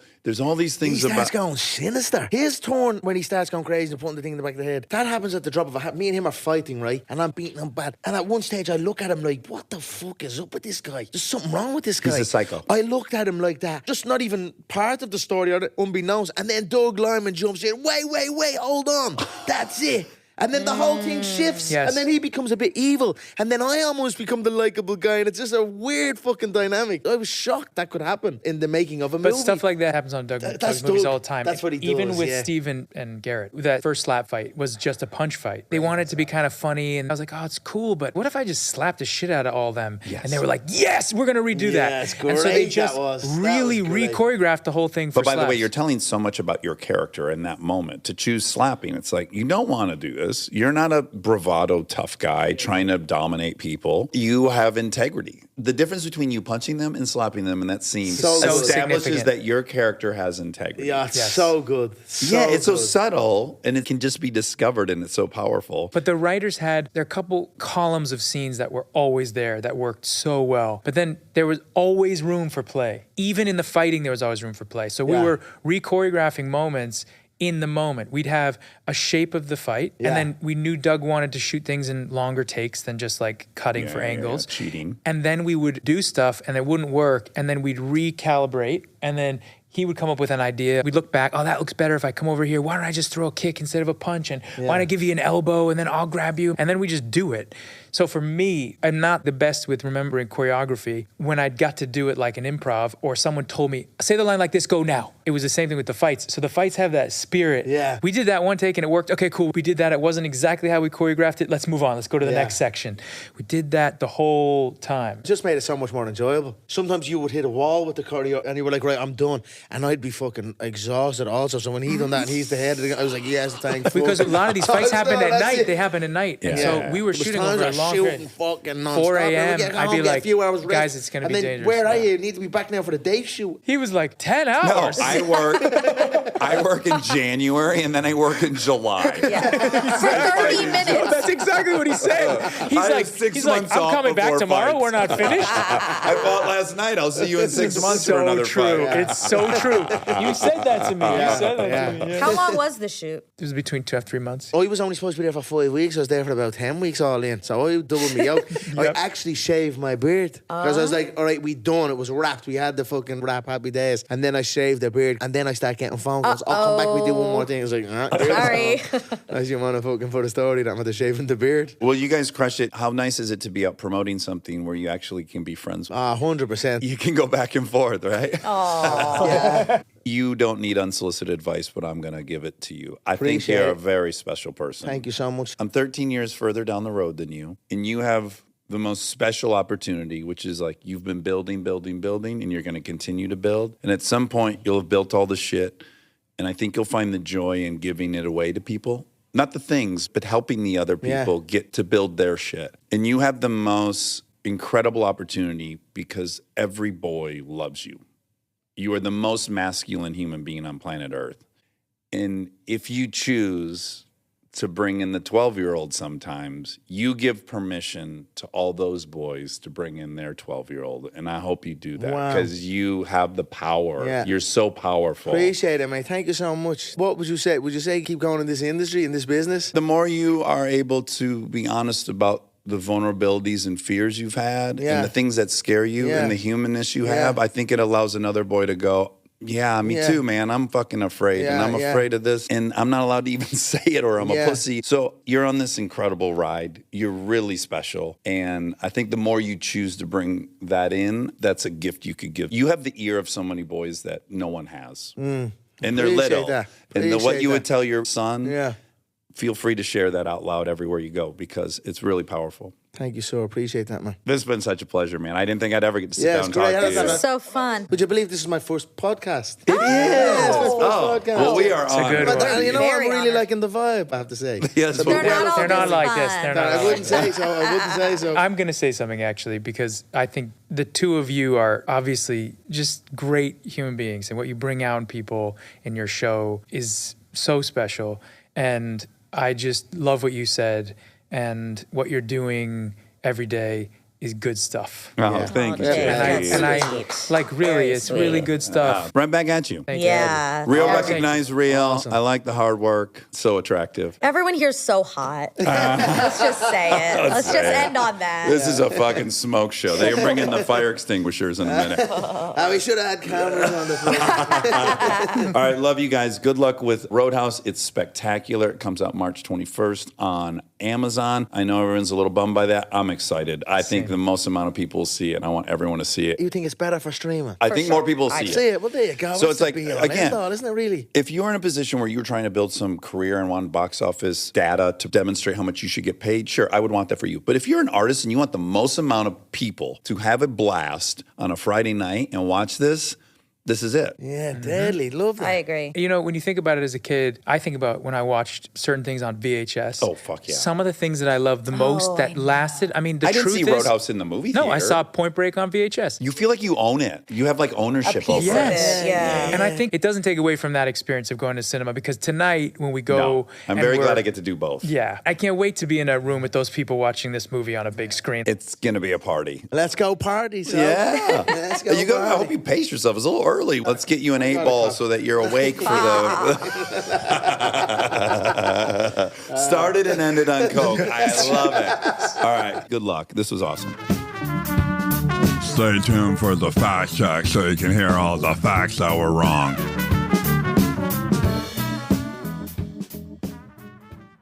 Ready almost? All right. A few more chews left. Just a couple more bites. These bars are very chewy, Yeah, they which are. I like. You know how I feel about too chewy. Caramel. Not for me. Ding, ding, ding. You have caramel pants on. Yeah. I was going to fight that, but you're right. You have caramel skin. That I'll fight. Why? It's not the Not that appropriate yellow. color. Yeah. That's fair. It's what would brown you prefer? Skin. It's brown skin. Brown skin. My skin is brown. Brown skin. I'm talking about your brown skin. I don't know where yours stops and where mine begins. What's that? It's a beautiful song. I feel very excluded about it because it's two brown skin lovers and they don't know where one starts and the other ends. And you would know if you were brown skin, you're with me, it would be stark. Like, oh, gross. Yeah, you're not a part of that song. Jesus, turn the lights down in here. India Ari. Yeah. Oh, India Ari. Go ahead, hit us with a little bit of that. There's also a brown skin girl, Leon Bridges. Leon Bridges song. That is good. Very good. I like that I think of myself. And there's brown sugar. Brown skin. You know I love your brown skin. Ooh. I can't tell where yours begins. I can't tell where mine is. Oh, nice. Okay. Brown skin. Fuck. Great. Ding, ding, ding. I virtually had the lyric. It's probably been 15 years You since I did heard good. that song, yeah. I'll give it to you. I mean, not in its rendition, but the lyrics were. Yeah. Yeah. Ding, ding, ding. India Ari. Oh, India, wow. the country. today we released Bill Gates' episode. It's actually not ding ding ding because that's not what this is for. We're not redoing the fact check No. for an episode that came out this morning. But I'm thinking about it. Me too, because we got to post our little videos about it. And do you know what Bill posted? No. Do you want me to read it? Yes, I'm scared. You should be so scared. Scary. It's always great to join Dax Shepard and at Dax Shepard and at ML Padman for an episode of at Armchair Expert Pod. They're two of my favorite people. Oh, man. Now, I posted that, and I put an arrow to that line. Okay, great. And I said, you said it, no takebacks. So You're good at this thing. life? Yeah, well, life, but social media and emails. The way Writing. you wrote to the best boy. I Classic. call that writing. Yeah. You're good at it, too. I have an arena in which I'm good at it. I don't know how great I am at it, like on What do you mean? Instagram or stuff. Like I can write prose and screenplays. You can, don't you feel, I guess we're going to brag. Today's a good episode to brag Why?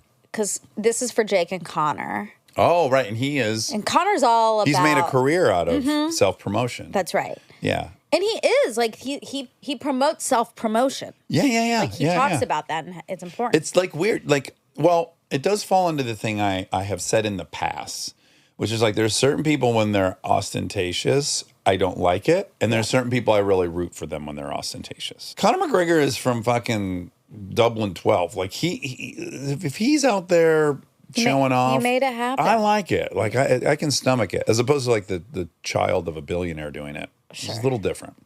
Ding, ding, ding, Bill. India RE. Brown skin. Okay, bragging. Okay. Writing.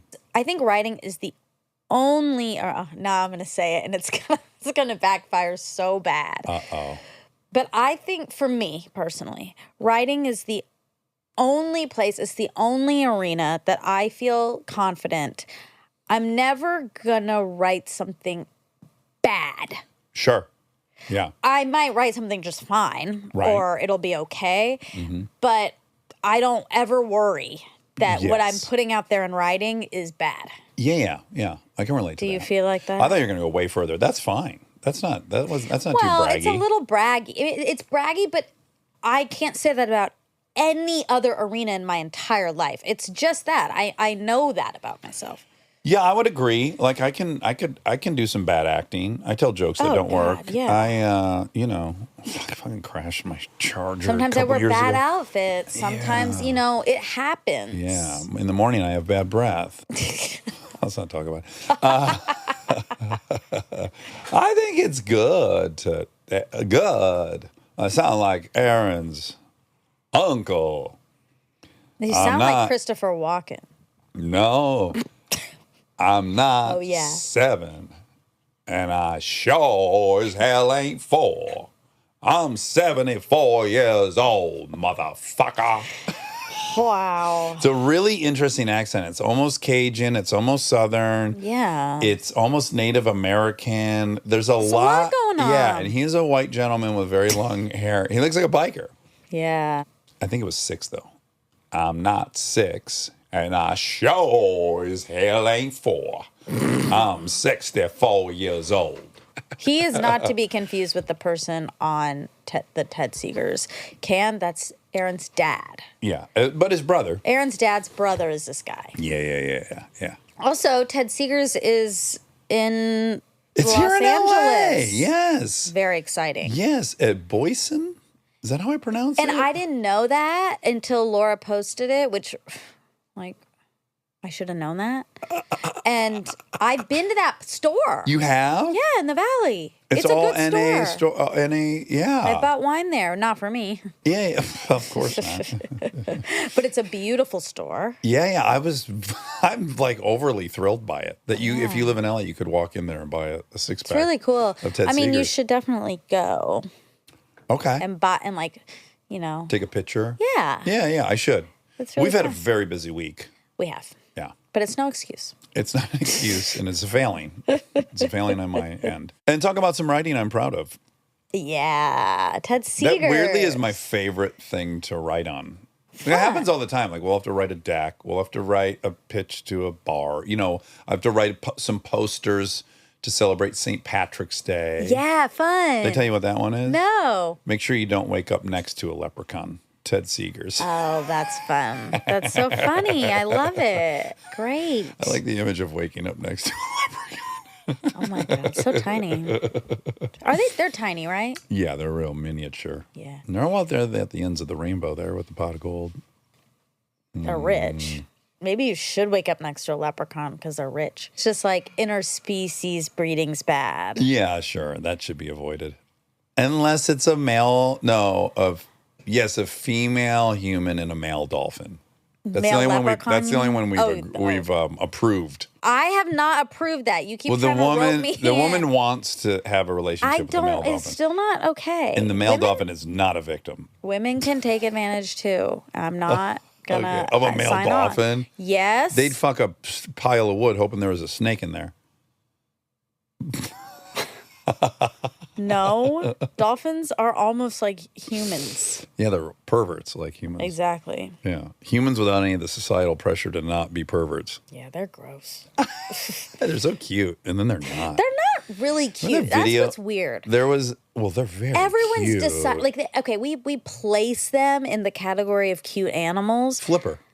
That's probably why. Yeah, I guess. It's just like when you really try to remove yourself from your programming about cute animals. Yeah. They're and not. objectively look at them. Well, no. Dolphins look like they're smiling. The corners of their mouths kind of tilt up like they're smiling because they're Type in sickos. No, because they just blasted some human. Exactly. Some happy human. Do smiling dolphin.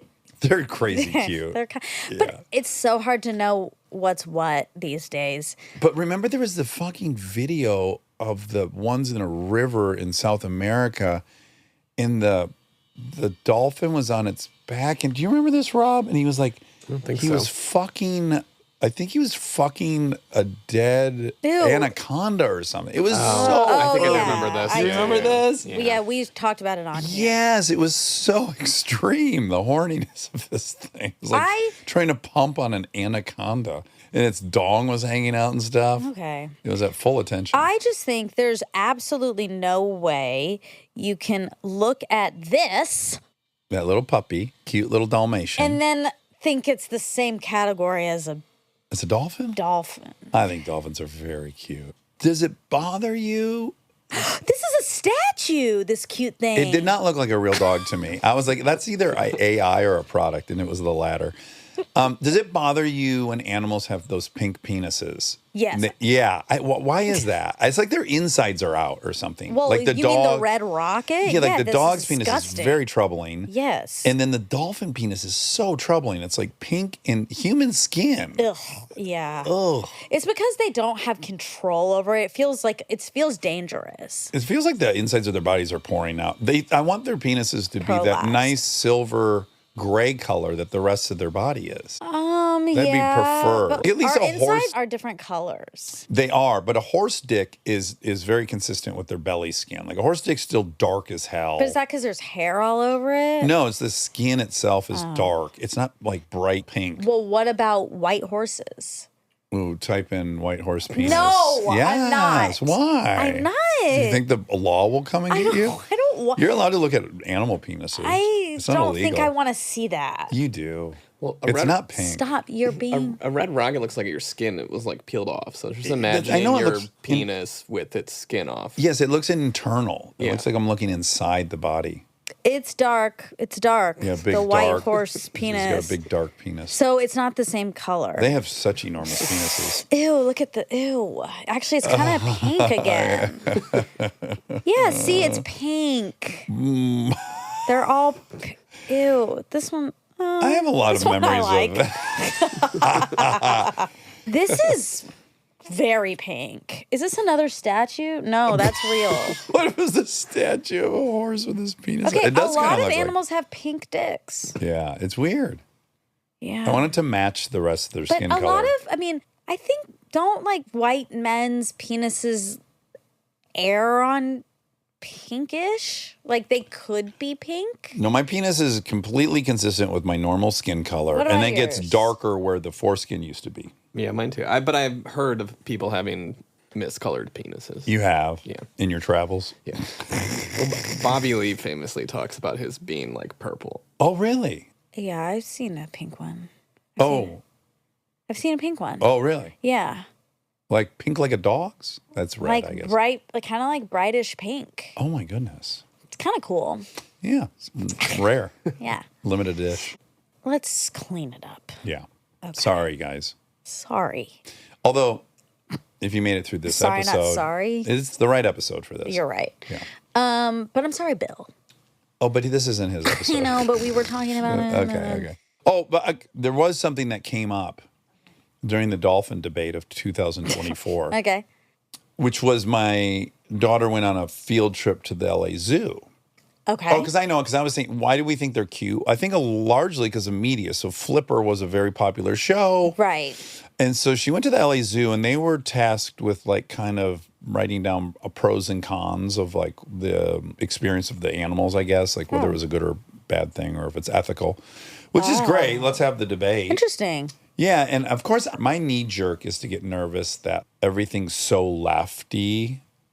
Yeah, you are very nervous about that. I am. I mean, look, they go to a very, very liberal school, which is which I like. But what I was nervous about is just that like zoos would be bad because like everything's bad needs to stop. And so I was trying to explain to her the history of the orca, the killer whale, which was like there was no hunting regulations on killer whales. There was no protection, governmental or otherwise, until SeaWorld. The SeaWorld, which is, Blackfish, if you've seen that, Yeah. of course, it's I'm not arguing it's not terrible for the orca that's at SeaWorld. But also what is undeniable is that Shamu changed the image of the orca. Mm-hmm. Prior to that, there was no appetite to get any regulations to protect these animals. And then America fell in love with Shamu. Right. And then we get all this legislation to prevent them from being hunted. Yeah. So, it's just very utilitarian argument. It's like, yeah, it's not great to keep, not even, it's not great. It's horrible. bad to keep an orca in a swimming pool. It's terrible. Yeah, it's terrible. But if the orca suffering in the swimming pool saved all orcas, that's a compelling. But no, because then I want to go see Shamu and I want to go to more water parks like this that have captive animals, and when there's a business around it, it's going to make more and more capture. But what I'm saying is without Shamu, they would have been still the killer whale. We would have not fallen in love with them and seen that they're cute and hear smart. So there would have been no legislation. They probably would have been hunted to extinction. So like Shamu saved, I think most people would agree with this, even in the zoological world. Shamu saved the orca. So that's a relevant part of the whole thing. And so what's weird is like a zoo, clearly not how an elephant should be living. Elephant's supposed to walk hundreds of miles a day. It's a migratory animal. It's heartbreaking that they would be in there. But if people don't see those animals, they also tend to not care, and they don't vote for legislation, and they don't donate money and try to save animals. So it's like, it's weird that there might be a sacrificial lot that is ultimately better for the whole population. Minimally, it's a complicated situation. It's not just, is it good or bad to have zoos? It's like, you need the will of the people to protect them, and you need them to have experienced them and know they're real and care about them. So it's like, it's complicated. Sure. Yeah. I guess you could argue though, like if I was listening to me right now, this is the argument I would mount. That is probably true up until even into the 60s and 70s. But now you have Animal Planet and nature shows. So kids do see and fall in love with animals. We don't necessarily need them in the zoo. I don't think there should be any more zoos, no. Well, here's another thing. You could also make a democratizing argument, which is like 99% of Americans, 99.9% are never going to have the resources to see any of these majestic animals in their real life. Like for the kid from the inner city, they're not going to go and see any of these animals. If they don't get to see them at the zoo, they'll never be able to see that kind of animal. But that's okay. Is it? Yeah, and that's actually to me the problem. Okay. It's like this is an opportunity for people to see them. It's just going to spur on more and more business around it, which is going to cause more and more of these animals that should not be in these environments to be in these environments, and that's a problem. Yes, to make a business out of let's just be clear. If it were super profitable to start up zoos, yeah, I think that would be an issue. But all these zoos are municipalities. SeaWorld? Not SeaWorld. But I'm the LA saying- Zoo, the San Diego Zoo, these are all city owned, and they lose money, and they're there to let children get to see these animals. Yeah, I don't think it's a right. Like Right. I don't think it's Oh, a I don't think human it's a right. right I to don't think get to be able to see those animals. I don't think it's a right. I don't think it's more important for a human to be able to see it than I'm not even an animal person, but I don't think it's more imperative for a human to be able to see an animal than for that animal to be able to exist in its environment. Yeah. So Jake, we said has been in 75 movies. According to his IMDb, 7. 7 plus 5, 12. 12? No. Oh. No. Of course not. Well, you never know. There's some actors that have been in like a really shockingly slim number of movies. As an actor, it says 61. Okay. Now, do you know staph infection is spelled STAPH? I just learned it. Well, I know. I don't know that. I don't know that. New information. Yeah. STAPH. Stephanie. It's short for Stephanie. Yeah. Exactly. A name that used to be popular. Before staph infection. That's right. Yeah. That's why we haven't heard of it in a long time. Yeah. Staph infections are caused by Staphylococcus bacteria. Oh. Very common in hospitals, right? Yeah, and very common on the wrestling mat. Which we use wrestling mats for cheerleading. Right. And so we were always like, had to be really careful about staph infection. Really? Yeah. Oh, wow. Because the wrestlers like had it and it was Ew, gross. And gross we had to wrestlers. wipe, we had to wipe. How do you know you guys weren't tainting those mats? We didn't have it. We're clean. Hot and clean. Cheerleaders are hot and clean. Actually. That is not true. Yes, it is. Okay. It's true. Ooh, it says often found on the skin or in the nose. Is it not a bit of an umbrella term? Is there a bunch of different kinds of staph infections? I feel like it's a big umbrella. I don't think so. I Okay. mean, maybe. Is this always the same exact? No, there's like MRSA. That's a type of staph. So that's yeah, yeah. There's different strains. Yeah, there we go. Yeah. Strains. But boils, blisters, That'll come from a staph it can infection? cause food poisoning. Oh, That doesn't make sense, but that's what it says. okay. It says in rare cases it can turn deadly if the bacteria invade deeper into the body or enter the bloodstream, resulting in fever, joint, and muscle pain. Oh, I feel wonder like if I I've- have it. I wonder if I've ever had it. You would know. You'd have Would to you take an know? antibiotic for it. You know, I always think this, like once in a blue moon, I'll have to take an antibiotic because like I'll have surgery. And then I do wonder in those times, like, am I knocking out some stuff I didn't even know I had? Like I almost think, I mean, there's a big campaign to not take antibiotics because then you get super bugs. Right. Let's shelve that for half a second. Sure. It also kills your microbiome. Yeah, it's not good for you. But fuck all that, table all that. Okay. Just every 4 years, just do a cycle to make sure in case you got some staph or this or that. Like nothing's like, you know, accumulating. Percolating. Yeah. Okay. I don't think that's good advice. Okay, great. I guess I'm grateful when I never want to take one. And I'm also the type of person that when they're prescribed, I generally don't take them. But I do, of course, for surgeries. You have to. Yeah, you must. But when I have to take them, I think, oh, this is good in case I have any other kind of infection. I'm fine taking them. Yeah, you like them. Apparently, pneumonia is a type of staph infection. Ooh. And like food poisoning, boil. That's what I just said. Yeah, there's a whole bunch. Yeah. Boils are the symptoms. The skin one's just one of TSS. I'm glad I haven't had a boil. No shade to anyone that's got boils, but that just, the word, it's one of these diseases like Peyronie's, which I had, so I can make fun of that one. Sure. Where they didn't do the disease any favors by naming it boil. It's like your agree. skin's boiling. Well, it is. Yes, I know. It's like a descriptor. Remember impet? I thought it was called. Oh my god! Like, what if they named diarrhea yuck? Stinky yuck. I kind of prefer it. You would. I mean, diarrhea is a horrible word. It's a horrible word. Back to ding, ding, ding. We love when Bill Gates has to say it because it sounds. Exactly. Even though this isn't Bill's. I know, but he shouldn't have to say that word ever. But in the documentary, he had to say it so many times. He has to say it a lot because he disseminated the rotavirus vaccine and saved all these people. Okay, I always thought it was infantigo. Impetigo. It's impetigo. Impetigo. Mm-hmm. Oh my God, this is new I information. hate to tell you why I know that. You had it. As a kid. Impetigo. I had impetigo on my nose. Oh. And it was assumed, I don't know why anyone knew this, but it was assumed I got it swimming in my grandparents' motel pool. Sick. Yep. Is that a kind of staph infection? Then you've had a staph infection. Oh, wow. Then I did. Impetigo. No, impetigo. Okay. But I thought it was infantigo. Infantigo. Yeah, and I thought it was impetigo. You thought it was impetigo. Impetigo. Oh, my God. Now I can't remember what I thought it was. Impetigo. Yeah, when I was a kid, I had impetigo. That's how it sounds. I ever tell you about my impetigo? I haven't, bro. Oh, fuck. Grab a beer, dude.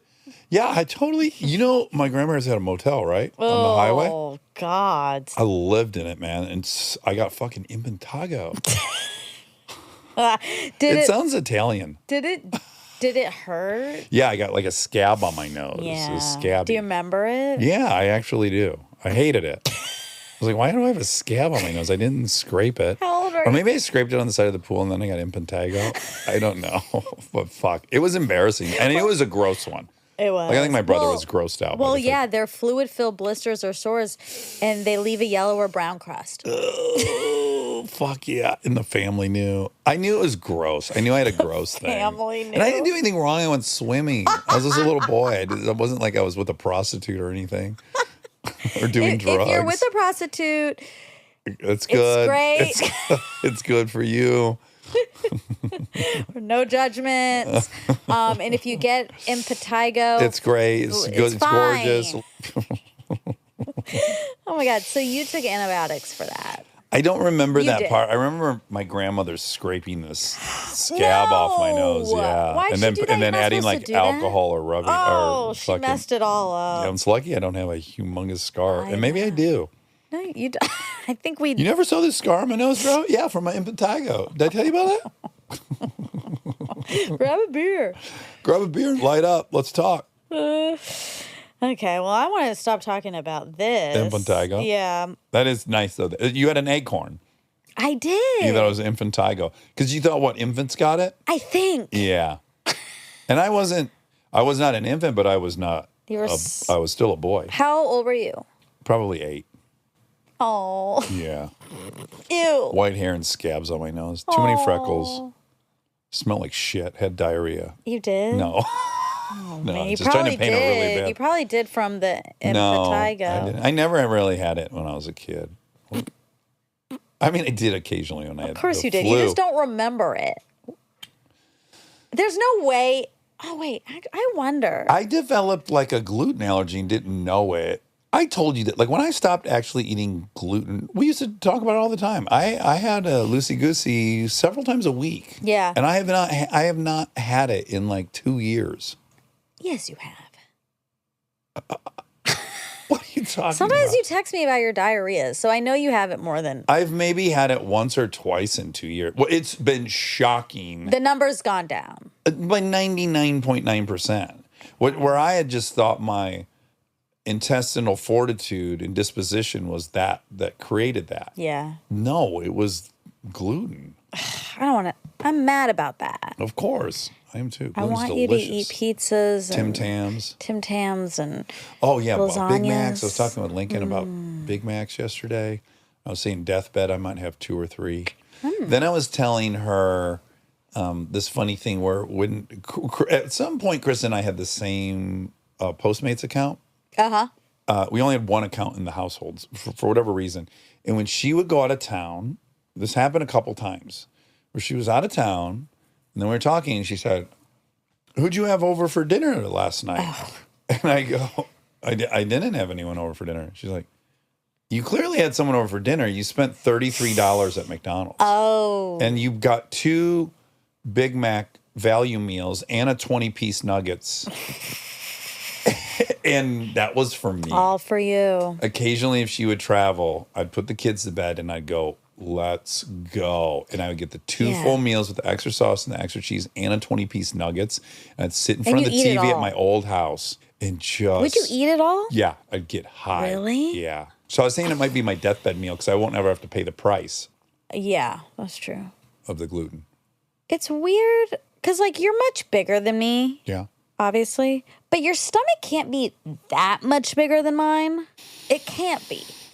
And you're right. Like, how I could never do that. And not because I wouldn't want to, but I physically would not be able But I am to virtually eat that much. 2x your size, weight-wise. But I wouldn't be able to eat. You could eat a Big Mac value meal and 10 nuggets. Yeah, if you wanted to get high. That it would be very hard. Yeah, that's not hard for me at all.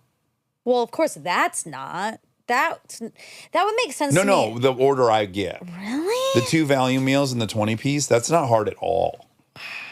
How much? I'm loving it down to the last nugget. I mean, but I guess maybe it's all, I don't know. Because, like, I could eat a whole pizza. Exactly. It's like, what are your Achilles? But you could maybe eat 3 whole pizzas? 2. I could eat 2. I always ate a whole pizza on my own when I still ate pizza. Yeah. I'd always order my own, and then I would get into other people's as they didn't finish. I want pizza. When I can really go down crazy, have you ever seen me eat chili dogs? Coney Islands? I've been with you once, but I don't remember. I'll eat 6 or 8. Wow. Yeah. And I used to go with my friend Tim Lovestead to Sizzler, and we would have chicken wing eating contests. Oh. And I'd eat like 28 of those wings. Okay, that's like a different You're right. thing. You're right. I'm just thinking about like average. Not to win anything, just to make yourself happy. And yeah, I would eat a whole and a half pizza for I'm sure. having a pizza tonight. Oh, I'm so jealous. Domino's? Maybe. Extra sauce, extra cheese? Extra crispy? Thin and crispy? Thin. Yeah. Thinner the better. It's a good pie. It's 2 really good free commercials we just did. I know. Okay, and for Impetigo. Yes. Also, if you're the proprietor of an Impetigo dispensary, you're... And antibiotics. Turns out we're pro, which... You're not supposed to be, but we're not supposed to be. Okay, Patrick Swayze, yes, he did gymnastics, he did swimming, he did football. He was offered an athletic and dance scholarship. Yeah, I think he did ballet too. Yeah, well, dance. Yeah. He enrolled in San Jacinto. How are you spelling that? Jacinto. San Joaquinto. San Joaquinto. You think so? I do. With the C? Yeah. Huh, wouldn't it be? Oh, maybe. I think it's San Joaquinto. You're lying. No, I'm not. I really believe that. You just made a smiley face. Well, because it sounds like ridiculous that I'm saying San Joaquinto with such confidence. But Rob's going to let us. Yeah, here we go. Jacinto. What?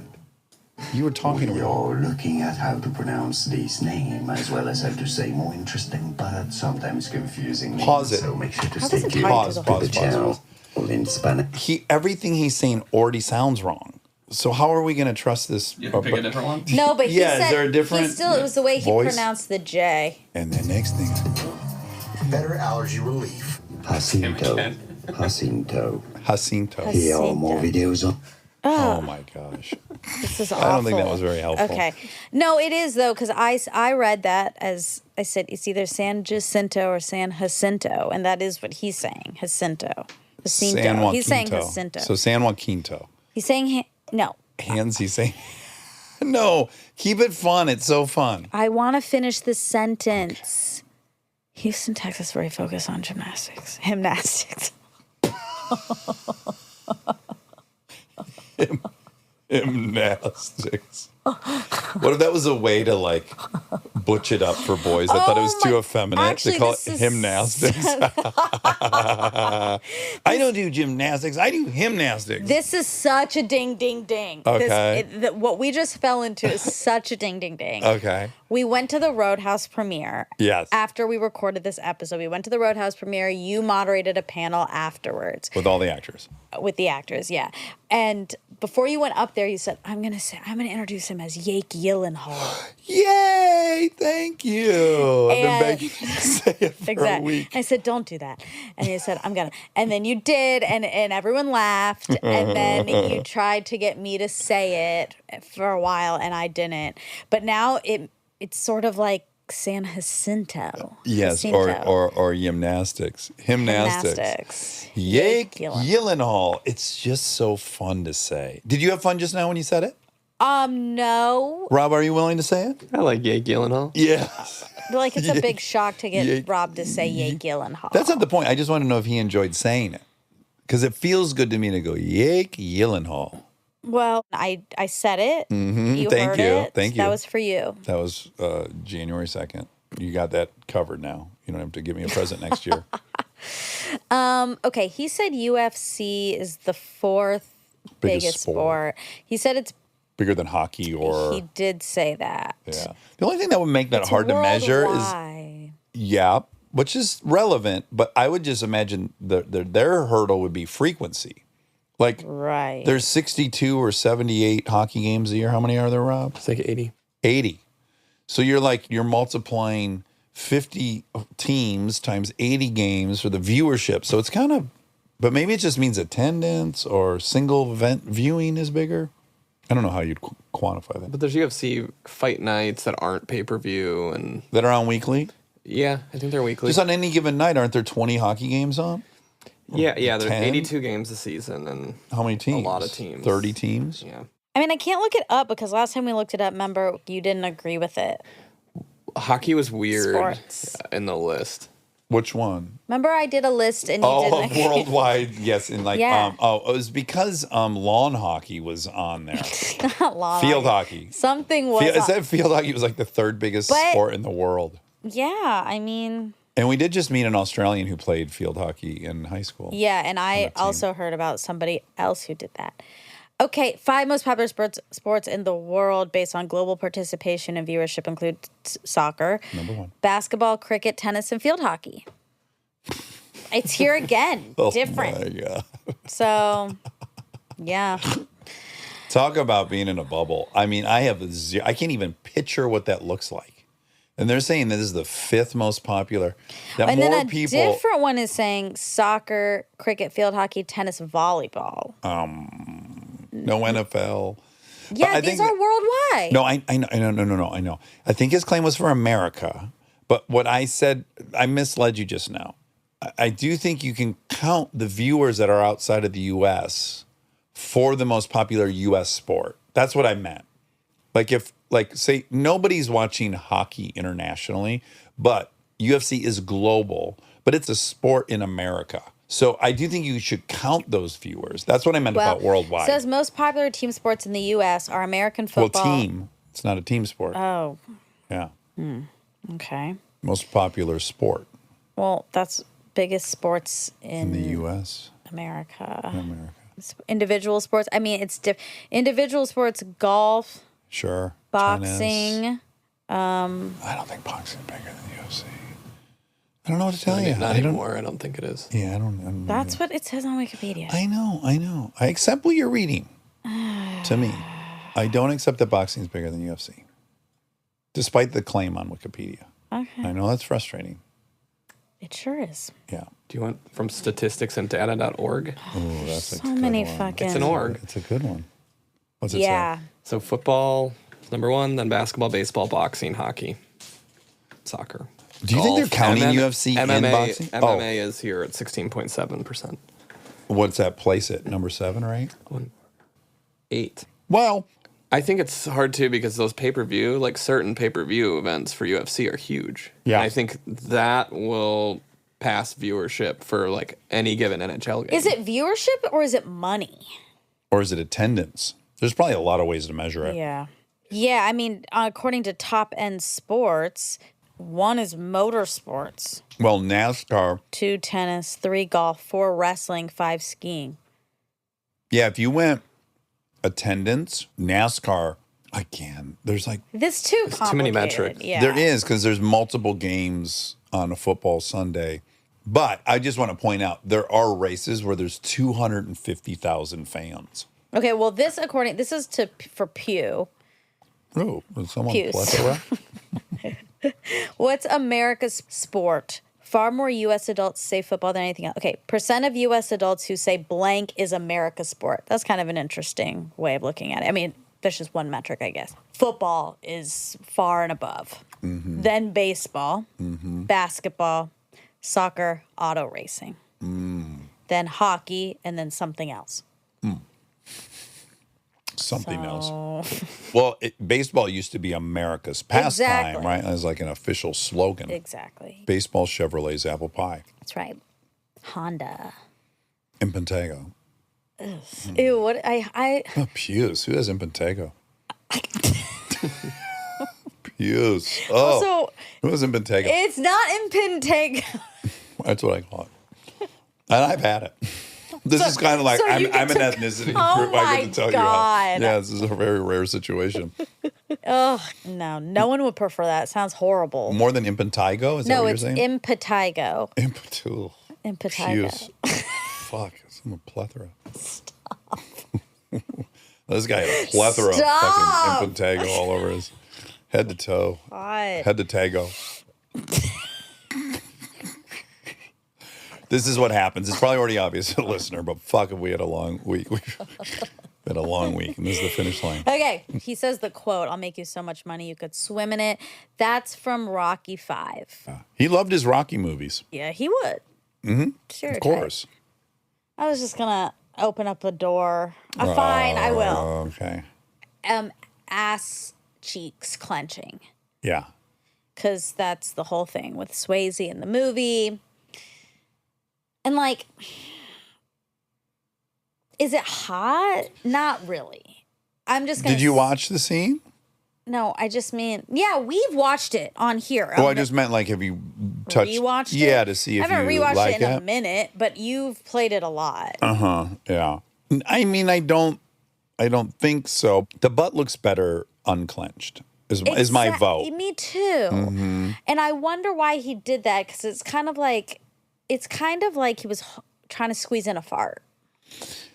It didn't read as that to me because he was alone by himself in a room, so he would have just let it go. No, sometimes I hold him in. By yourself? Sometimes. Oh my God, here we go. Buns of Steel. Let's see.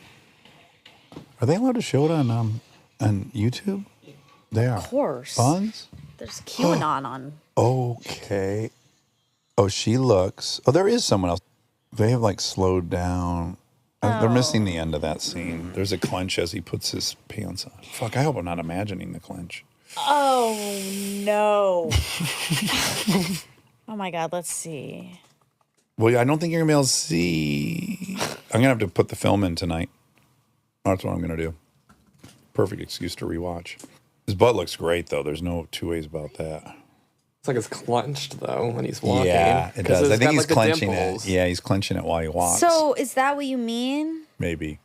Maybe it's just I like need to watch turned the in your film. head. I want to put a It pin does in look this. clenched. Yeah, it is clenched. It looks smooth. It doesn't. It skin looks is like a nice. fart is trying to come out, Okay. and he's desperate to keep it in. I can see that. It looks like he's just like trying to hold it in. Yeah, Yeah. and that woman's in there, and he's ashamed. I hope no one thinks they should go try that for sexiness. Cautionary tale, Armchair Anonymous, right in. If you've clenched your butt cheeks to impress a lover, And it did and not it backfired, and then you Because there was backfired. because there was a back. You were unable to hold it in. Anyway, Eh. I'm just saying, and looks like we all agree. I like Clenching it. is not as sexy as you'd think. Unclenched. Unclenched is to the look way to full. go. The fuller it looks, the better. Because it gets kind of concave when you clench. Right, but I guess And we like convex. but people might like it because then it looks a little more muscular. Yeah, It's not, I think. but- It's like a pec flex. Yeah, well, they do it in Yeah. bodybuilding, and it's really the grossest part of bodybuilding because it looks like 2 roast beefs back there. It's not, that muscle doesn't look good clenched. It looks like 2 big roast beefs. You know what I hate is when people refer to vaginal lips as roast beef curtains. You do. Mm-hmm. Yeah, I'm not surprised. It's not fun. It's not fun. It's not cute. I don't like that. No. Okay, well, I'm surprised you even know that. of course I know that. I didn't just wake up out of the cave. I didn't just fall off the turnip cart. Is that a phrase? Yeah. Is that what it That means? means you're new Like, to town. Oh. I think. I fell off the turnip cart? Yeah, they just fell off the I turnip thought cart. falling off the turnip cart meant Yeah, like here Rob goes. Turnip truck. Turnip truck. turnip sorry. truck. There's probably a cart before it was a truck. I thought falling off the wagon is a addiction thing. Not maintaining your sobriety. What does it say, Rob? Yeah, country bumpkin, hillbilly, fool, or country redneck. Who's basically jumped a truck to get into town. Yeah. Oh, and what? Like this one what's just the fell off. exact phrase? Fall off a turnip truck. You never heard that, but you know roast beef curtains. Yeah, I haven't heard it either. So Turnip truck? yeah. Oh, I'm showing my age, I guess. it might be. It's like that quiz we took where it tells you where you're Regional. from. Yeah, it could be regional. Totally. And it's 70s thing as well. Oh, Yeah, I'm from the 70s. Clench. Curtains. hey. In Pentago. Okay, All right, love you. you.